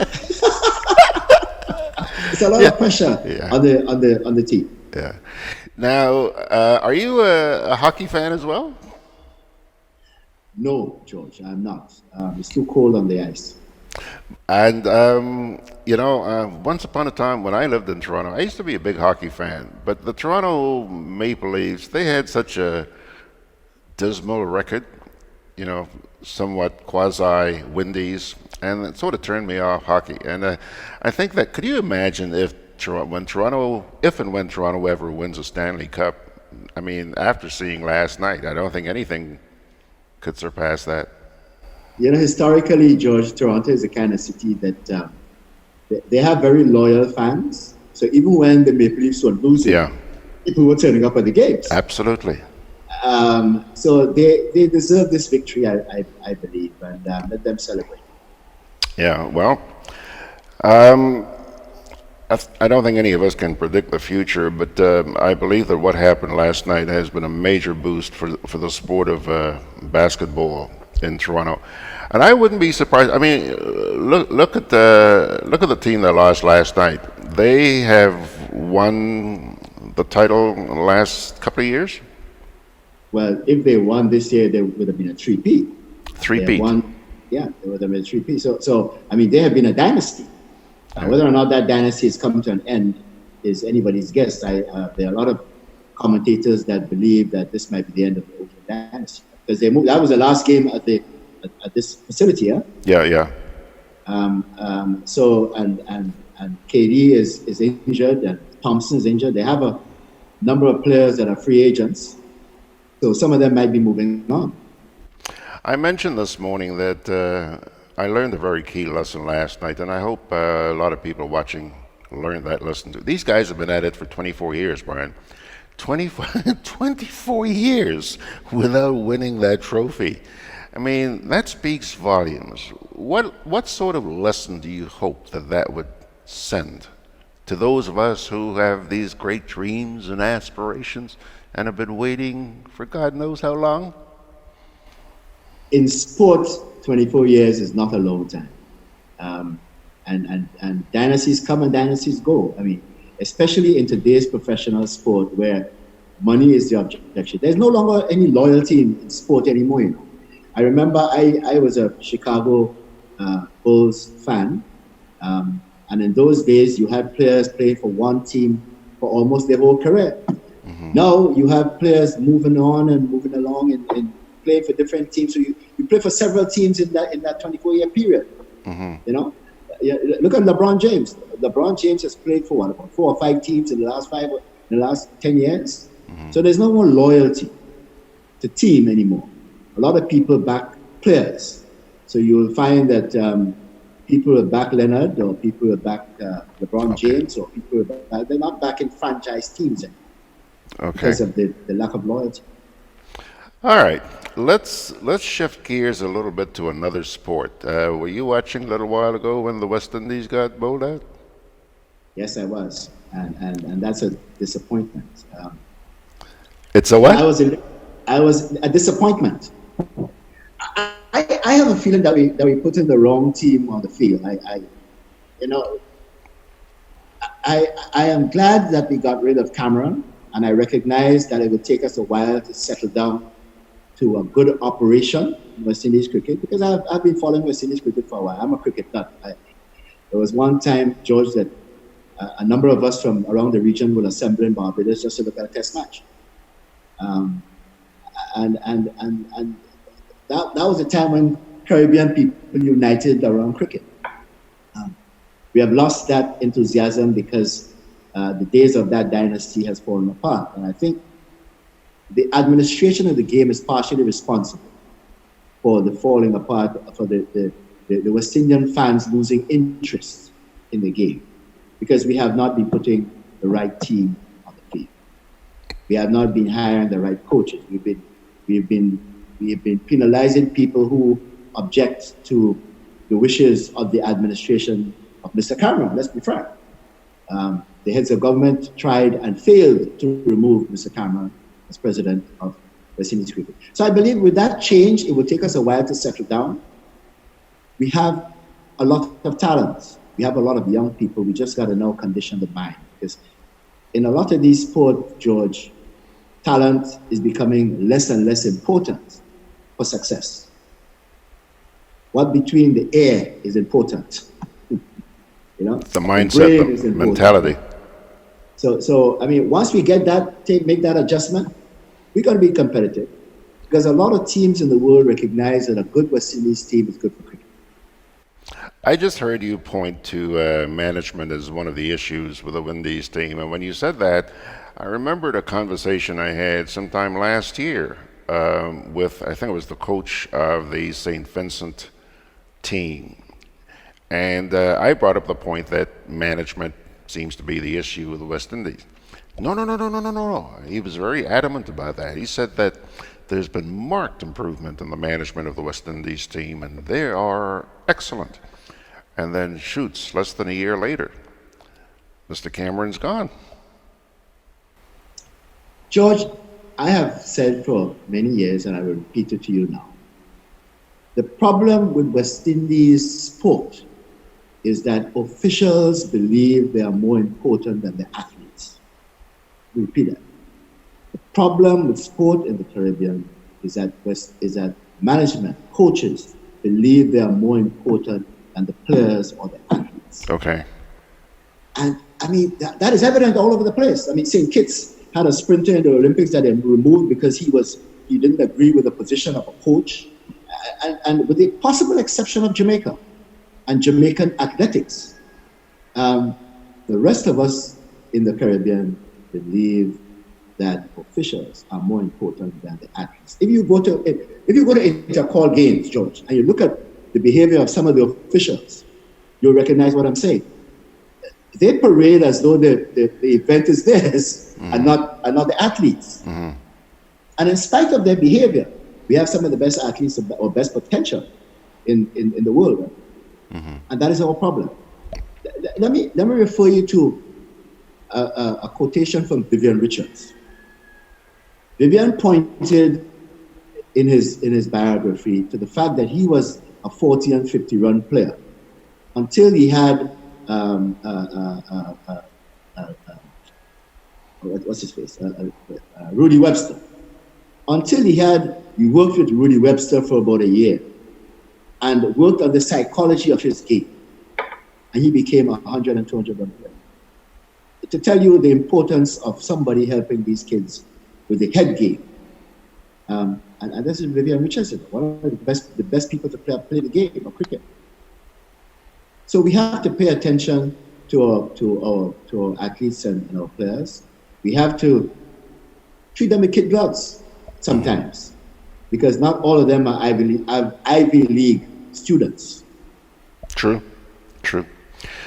Notwithstanding the issue with management, there are many who also believe that the team was somewhat ill-disciplined. You know, those who try to brush the management issue aside said, you know, these youngsters today, they just don't have the appreciation for the game that people did when you and I were youngsters.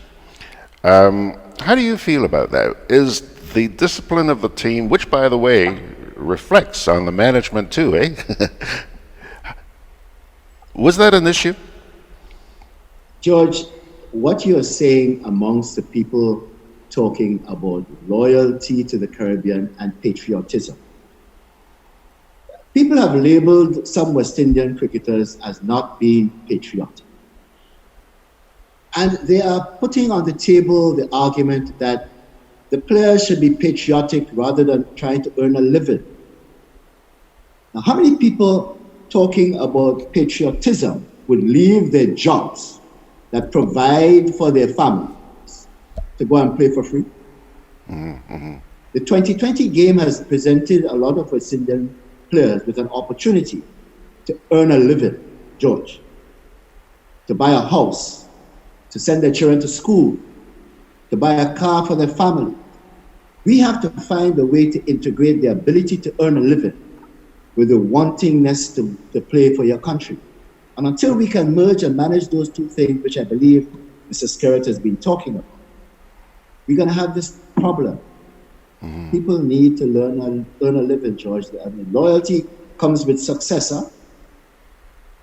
Okay. And in cricket, a good batsman for the team has to be an individual player. If you don't have the discipline, George, to score a century, the team doesn't benefit it. Yeah, true. Bottom line. Yeah. Brian, just let me take a moment here to say howdy to the people, some of the people who are out there with you this morning. T.F. Richards, Fitzroy Adams, John Kennison. John, by the way, is in Cornwall, England. I thought you might be at the game there, John. And Lydia James is also there, and Donna Joseph, Edith Phillip. I want to switch gears just a wee bit. Brian, have you been keeping close tabs on what's going on in Trinidad? Trinidad. Yes, George, and it's a worrisome Very situation. worrisome. Very. It's a worrisome situation. And I don't know that the world is taking note of the refugee crisis in Trinidad. I mean, if Trinidad was in the middle of Europe, we'd probably be paying some attention to that there, and we'd have all kinds of funding agencies lining up to assist in this refugee problem that they have. And if we don't pay attention and put some systems in place, it can spill over here. That's my concern. That's my concern. We are not that far away, George. And with the plight of refugees, you don't know who is honestly seeking asylum or who is seeking a destination for some other illicit trade. Yeah. Or crime for that matter. Yeah. If you have one person who's running from one destination to the other to take cover, you can have somebody following him to that destination to get rid of it. Yeah. Yeah. So yes, it's a major concern, and I don't hear CARICOM talking about this issue. I hope they are talking behind closed doors, but CARICOM need a position on this issue. And you see, Venezuela is an interesting place, George, because CARICOM is in between a rock and a hard place. Some of us have committed ourselves to Petrocaribe. Some of us have committed ourselves to ALBA. So we find ourselves in between Maduro and the people who are running from Maduro, or the people who are running from what is unfolding in Venezuela. And CARICOM need to take a position on this whole refugee crisis, otherwise we could be in trouble. Because don't forget, we have free movement of people. Huh? You raised the point that we are in close proximity to Trinidad, and so we've got to keep our eyes open here. I don't know, I would imagine you have not yet seen the editorial which appears, it comes out today in the New Today, and you're going to hear that on the program on Sunday, where the editorial is all about this situation in Trinidad. And they're concerned that it's already here, Brian. I understand that in the south of the island, there's prostitution taking place, Brian. And it has been now for a little while. Wall Street area, any given night, you can be solicited. Wall Street as well? Yeah. Well, that's where the activities in the south, George. That's where everybody has stumbled on a Friday or Saturday night. So that's where people can get work. Where they can get work. No, it's a problem. It's a serious problem. And George, I have I had a vested interest in the sugar mill, if you know. But that area now is the drug capital of Grenada. Yeah, I've that heard. sugar mill roundabout area. Mm-hmm. And that was created, George, by a minister of government who gave people permission to squat in that area. Mm-hmm. I mean, I could write a book on this thing, George. Trust me. Mm-hmm. But yes, we have most, and there are a lot of homes in the south of the island, going all the way back to Woodlands area, that are renting accommodation to Venezuelans who are here. No, it's with us, and this is why I say we need a kind of composition.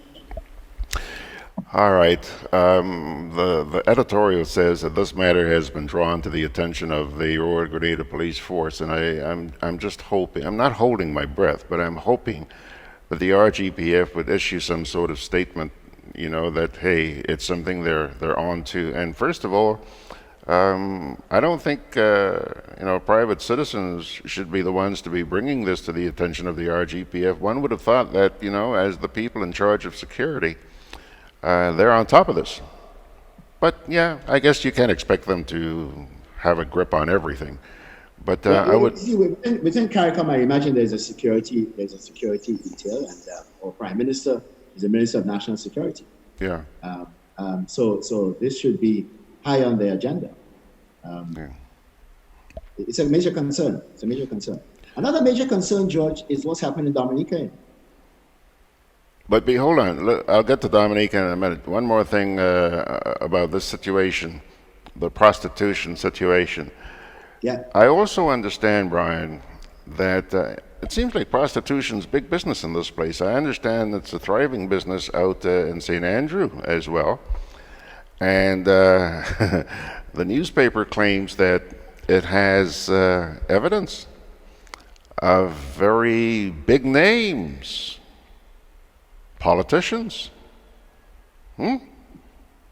RGPF, who are involved. George, that is one of the social fallouts from an economy that is not doing well. Whether or not people are earning a living wage from the work that they're doing, and have to turn to other forms of work and employment to make ends meet. George, there are some young women in Grenada who are not working in a sustainable job, who may have children to look after, who cannot provide for food, clothing, and shelter by the jobs that they're doing, and need to find other sources of income. I don't know what we don't understand about this. You know? If an individual cannot earn a living wage from honest work, sustainable employment, they must find other sources of income to make ends meet, George. You can't blame a young lady who might use her body to earn a living because she has a part-time job in one hotel, another part-time job in another restaurant, working as a bartender or a waiter. And she has 2 kids. She can't afford an apartment in town to go to those jobs in the south of the island. What do you want her to do? And you have provided something called an Imani program, which might give people $800 for the last 5 or 10 years. They can't get a job. Or if they have, what do you expect some of these people to do? So that is the social fallout, George, of us telling people that the economy is growing by 4 or 5% when the individual cannot see it in their pocket. We are driving them to this thing called prostitution, George. Mm-hmm. You know, and it's the oldest profession in the world. Don't forget that. That's true. That's true. But you know what I just find very disturbing is, then again, why should they? Why should they be? What is it more disturbing, George? Is the fact of the diseases. Hold on, say that again. Brian. Hold on, Brian. Whatever disease. Brian, it seems. Hold on, seems like you're having some trouble hearing me. You were just saying something. What did you say was disturbing? The diseases that can be communicated through sex. Yeah. And we don't have any regulation or control on these issues. So that is a major fallout of prostitution also. Yeah. But not only that, George, you know, gambling is becoming a very crucial issue in Grenada right now. How many slots we have in this place? Blast is blasting away at the place. Yeah. People are taking chances because they need money. So when I listen to some politicians talking nonsense about this economic good that's supposed to be taking place, or even the Esplanade Mall trying to justify raising the rent that people pay as a matter of survival for them, this economy is in a lot of trouble, you know. Yeah. And let's just keep praying that it sinks in. I hope that it sinks in. Well, we need a conversation. We need a national conversation about how we're going to address some of these issues. Number one, we have to admit that that's happening. We have to openly admit that these problems exist and how we are going to deal with it. We can't deal with it by the police putting on a sting and arresting some young ladies for trying to earn a living. No, that ain't gonna work. We have to find a way to help a lot of young people to sustainable employment. Otherwise, how much dependency can you put on the police to put on a quote sting when you're hearing that the police are involved and the politicians are involved? Well, you see, the police might be involved because they're not earning a sustainable or a living wage. If you're not paying the police enough so that they too can look after their families and pay rent and all that kind of stuff, they have to find other sources of income. Yeah. So what this is not rocket science, George. Yeah. You know, it is happening right before our eyes. And very disturbing. All right, Mr. Pitt. Now that I'm finished with you for the time being anyway, what's up your sleeve this morning, Brian? George, just one issue. I heard the Integrity Commission, chairman of the Integrity Commission, in a release recently, talking about that the assets of public officers would be made public soon. You heard that?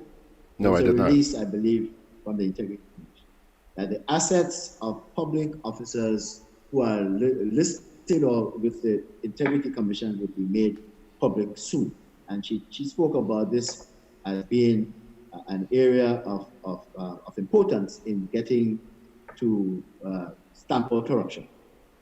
And I wondered what happened to the ability of the Integrity Commission to investigate corruption.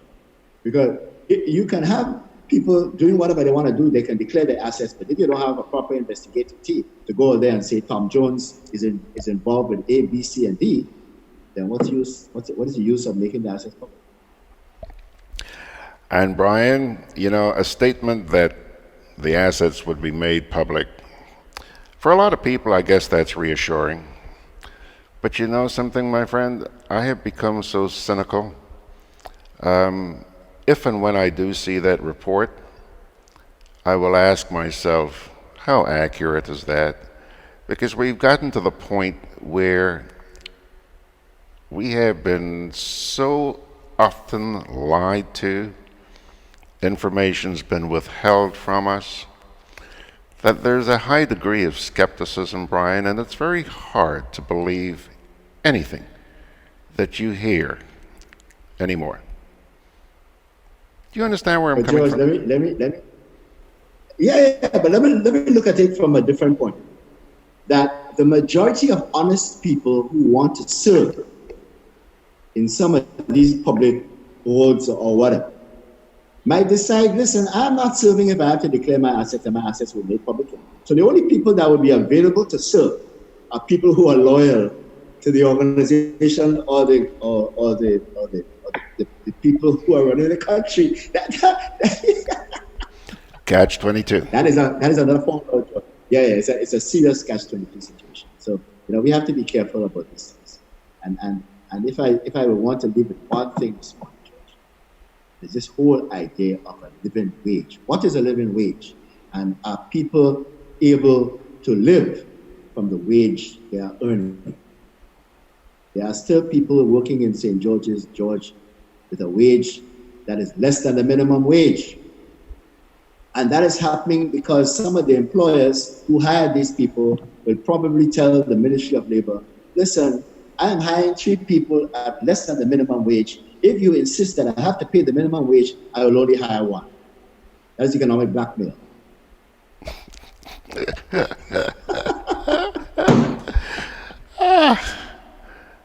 We're laughing, but we're talking reality here. That is the reality, George. That is the harsh reality. And it's going to come back to haunt us in the not too distant future. Thanks for the optimism which you brought to me this morning, sir. You're welcome, George. Yeah. Very welcome. Brian, I don't know. All I can do is pray for this country. You know, while Toronto rejoices, here we are shuddering under the thought. Well, let's put it this way. If West Indies win today, and I hope they will, maybe we'll all forget about our ills and celebrate.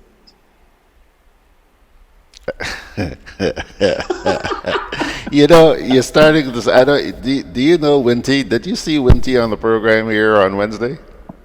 No, but I know how passionate he is about this cricket. Oh man. Are you as passionate as he is? Yes, I am. But I'm even more passionate about our players being given the opportunity to earn a living while they perform at the highest level. And that living is not going to be provided by Cricket West Indies. It's going to be provided by our players being able to earn a living wherever they want to play cricket in the world. Our administrators, George, must say to the ICC, listen, your schedule must provide for these kids to work elsewhere and don't conflict. Because you know something, the Indian Premier League, which is the biggest league in the world for 2020 cricket, is where a lot of these players earn a living. But I want you to note that while the Indian Premier League is going on, India does not play international cricket. Okay. Mm-hmm. And they have one of the stronger teams in the world today. And their depth is unbelievable. They have players that can play for any team in the world sitting in a dressing room. Let me return to something you just said here a minute ago. You were suggesting that you're more passionate about seeing the West Indies players better reimbursed. Okay. What do you say to the older folks who say, improve your performance, and then will come the rewards? Because you seem to be advocating that reward them, and then you may see an improvement in their performance. No. You see that's where we get I think mixed up. If they can earn, okay, let's just say the IPL. If they can to play in the IPL, you must perform. Otherwise, you won't be drafted. Okay. So you have to be a good player that will attract the crowds. Yeah. So some of the best players in the world playing in the IPL. So from that performance, they are being paid very good bucks. Yeah. If you want them to play for the West Indies, it is probably from that performance that you're selecting them in. You can put in some performance criteria for them in the West Indies. So that is nonsense. Don't worry about that. If you ask some of those same older folks, would they leave their jobs to go and volunteer or to go and play some amateur sport somewhere? They'll tell you no. And they probably never had a performance appraisal in their lives. Some of those people, because maybe they're promoted because their families own the business. All right, we're approaching wind down time, Brian. Let me ask you this. Carnival, are you a big fanatic? Oh yes. All right. We have an opportunity, George. Do you have a higher level of optimism this year now that we have a new CEO of Spice Mass than you did last year? Good question. I don't know that Carnival is about the CEO that we appoint. Carnival is about recognizing the stakeholders and whether or not they have the tools that really are available to make Carnival a good event. Let me give you an example.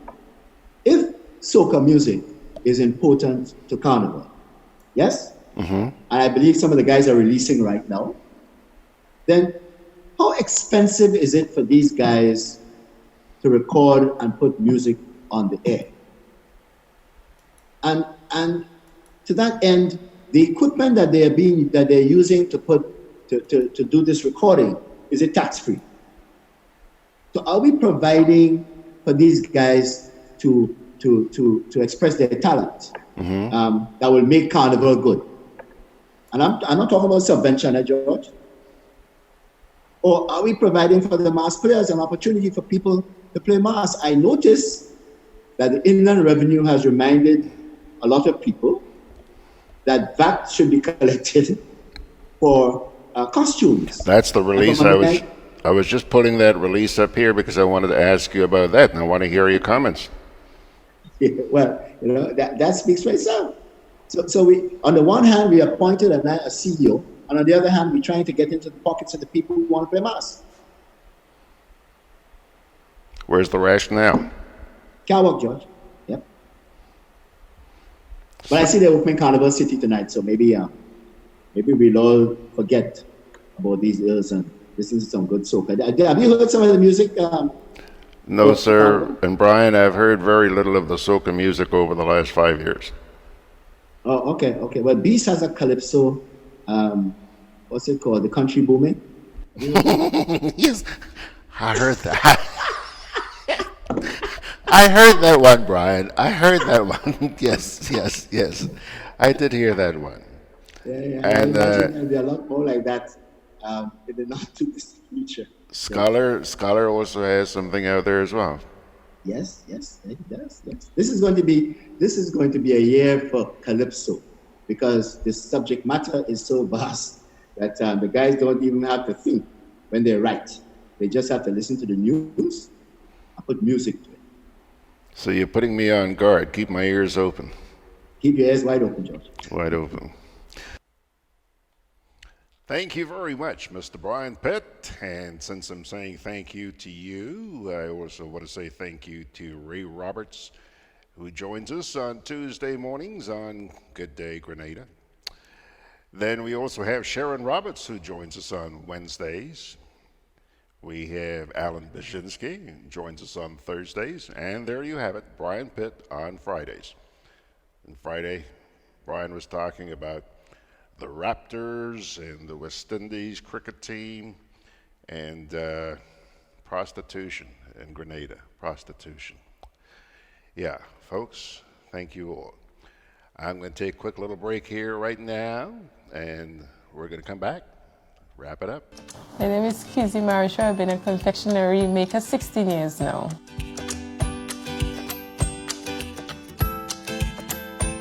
Well, as a child growing up, my grandmom always make fudge and always make any candies, cakes, as I remember. And I always have an interest in that, you know?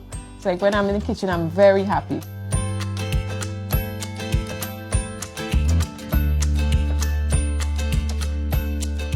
If you're making coconut fudge, you just grate the coconut, you squeeze the milk, and then you strain it.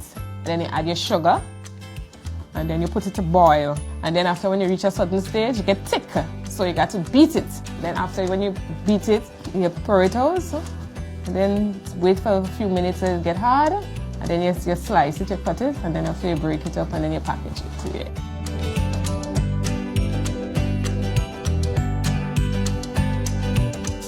Providing food for 16 years now. I remember when I just go dropping in the fort, I was a bit younger too.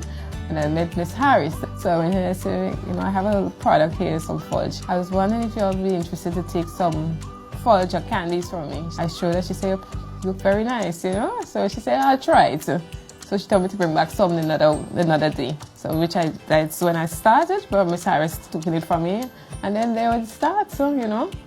I had a good relationship with them. Of course, I felt special, you know, at least somebody taking my thing local and you know, other people can see it, because if it's, I just have it, not much people come, a lot of people comes in, they're foreigners, so it was kind of special, you know, and especially when I go in there, all the workers is very nice to me. If I pass and they say, Kizzy, you bringing anything this week? The thing finished, you know, they always look out for me. That's what I like. The atmosphere is nice in there. My name is Kizzy Marisho. I work with Food Fair to provide you with sweet treats.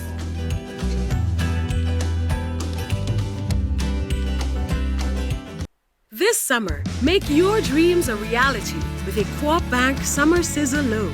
Get up to $20,000 and qualify for a chance to win a staycation at Silver Sands. Go on a vacation. Enjoy the carnival season.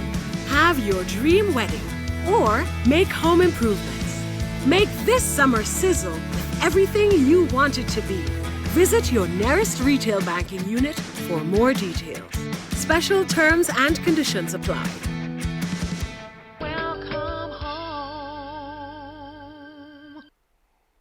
Just before we pull the curtain down here, I do have two quick comments on Facebook. Ernesto says, I'm calling on the commissioner to put a special task force in place to deal with that illegal prosecution ring around the country and to charge anyone who is patronizing these establishments. Yes, Ernesto. Norman Price says, when there is not a penalty for giving false information as it regards to assets disclosure, then we are only giving lying politicians the advantage. As it comes to living wage, when it comes to young people being able to purchase homes that they can live in, is it possible? Good question. Pilgrims, as we pull the curtain down on today's edition of SWGG, one parting word from the Holy Scriptures comes to you from Hebrews chapter 12, verse 11. No discipline seems pleasant at the time, but painful. Later on, however, it produces a harvest of righteousness and peace for those who have been trained by it. Hebrews chapter 12, verse 11. My dear friends, that's going to do it. Thank you so much for taking the time to join us on today's edition of SWGG. Invitation to join us tomorrow morning for the next edition of Good Day Grenada. If you miss it, always going to be up on the website in the archive section. George Grant sending God's blessings your way, and by his grace, let's do it again next Sunday. This summer, make your dreams a reality with a Co-op Bank Summer Sizzle Loan.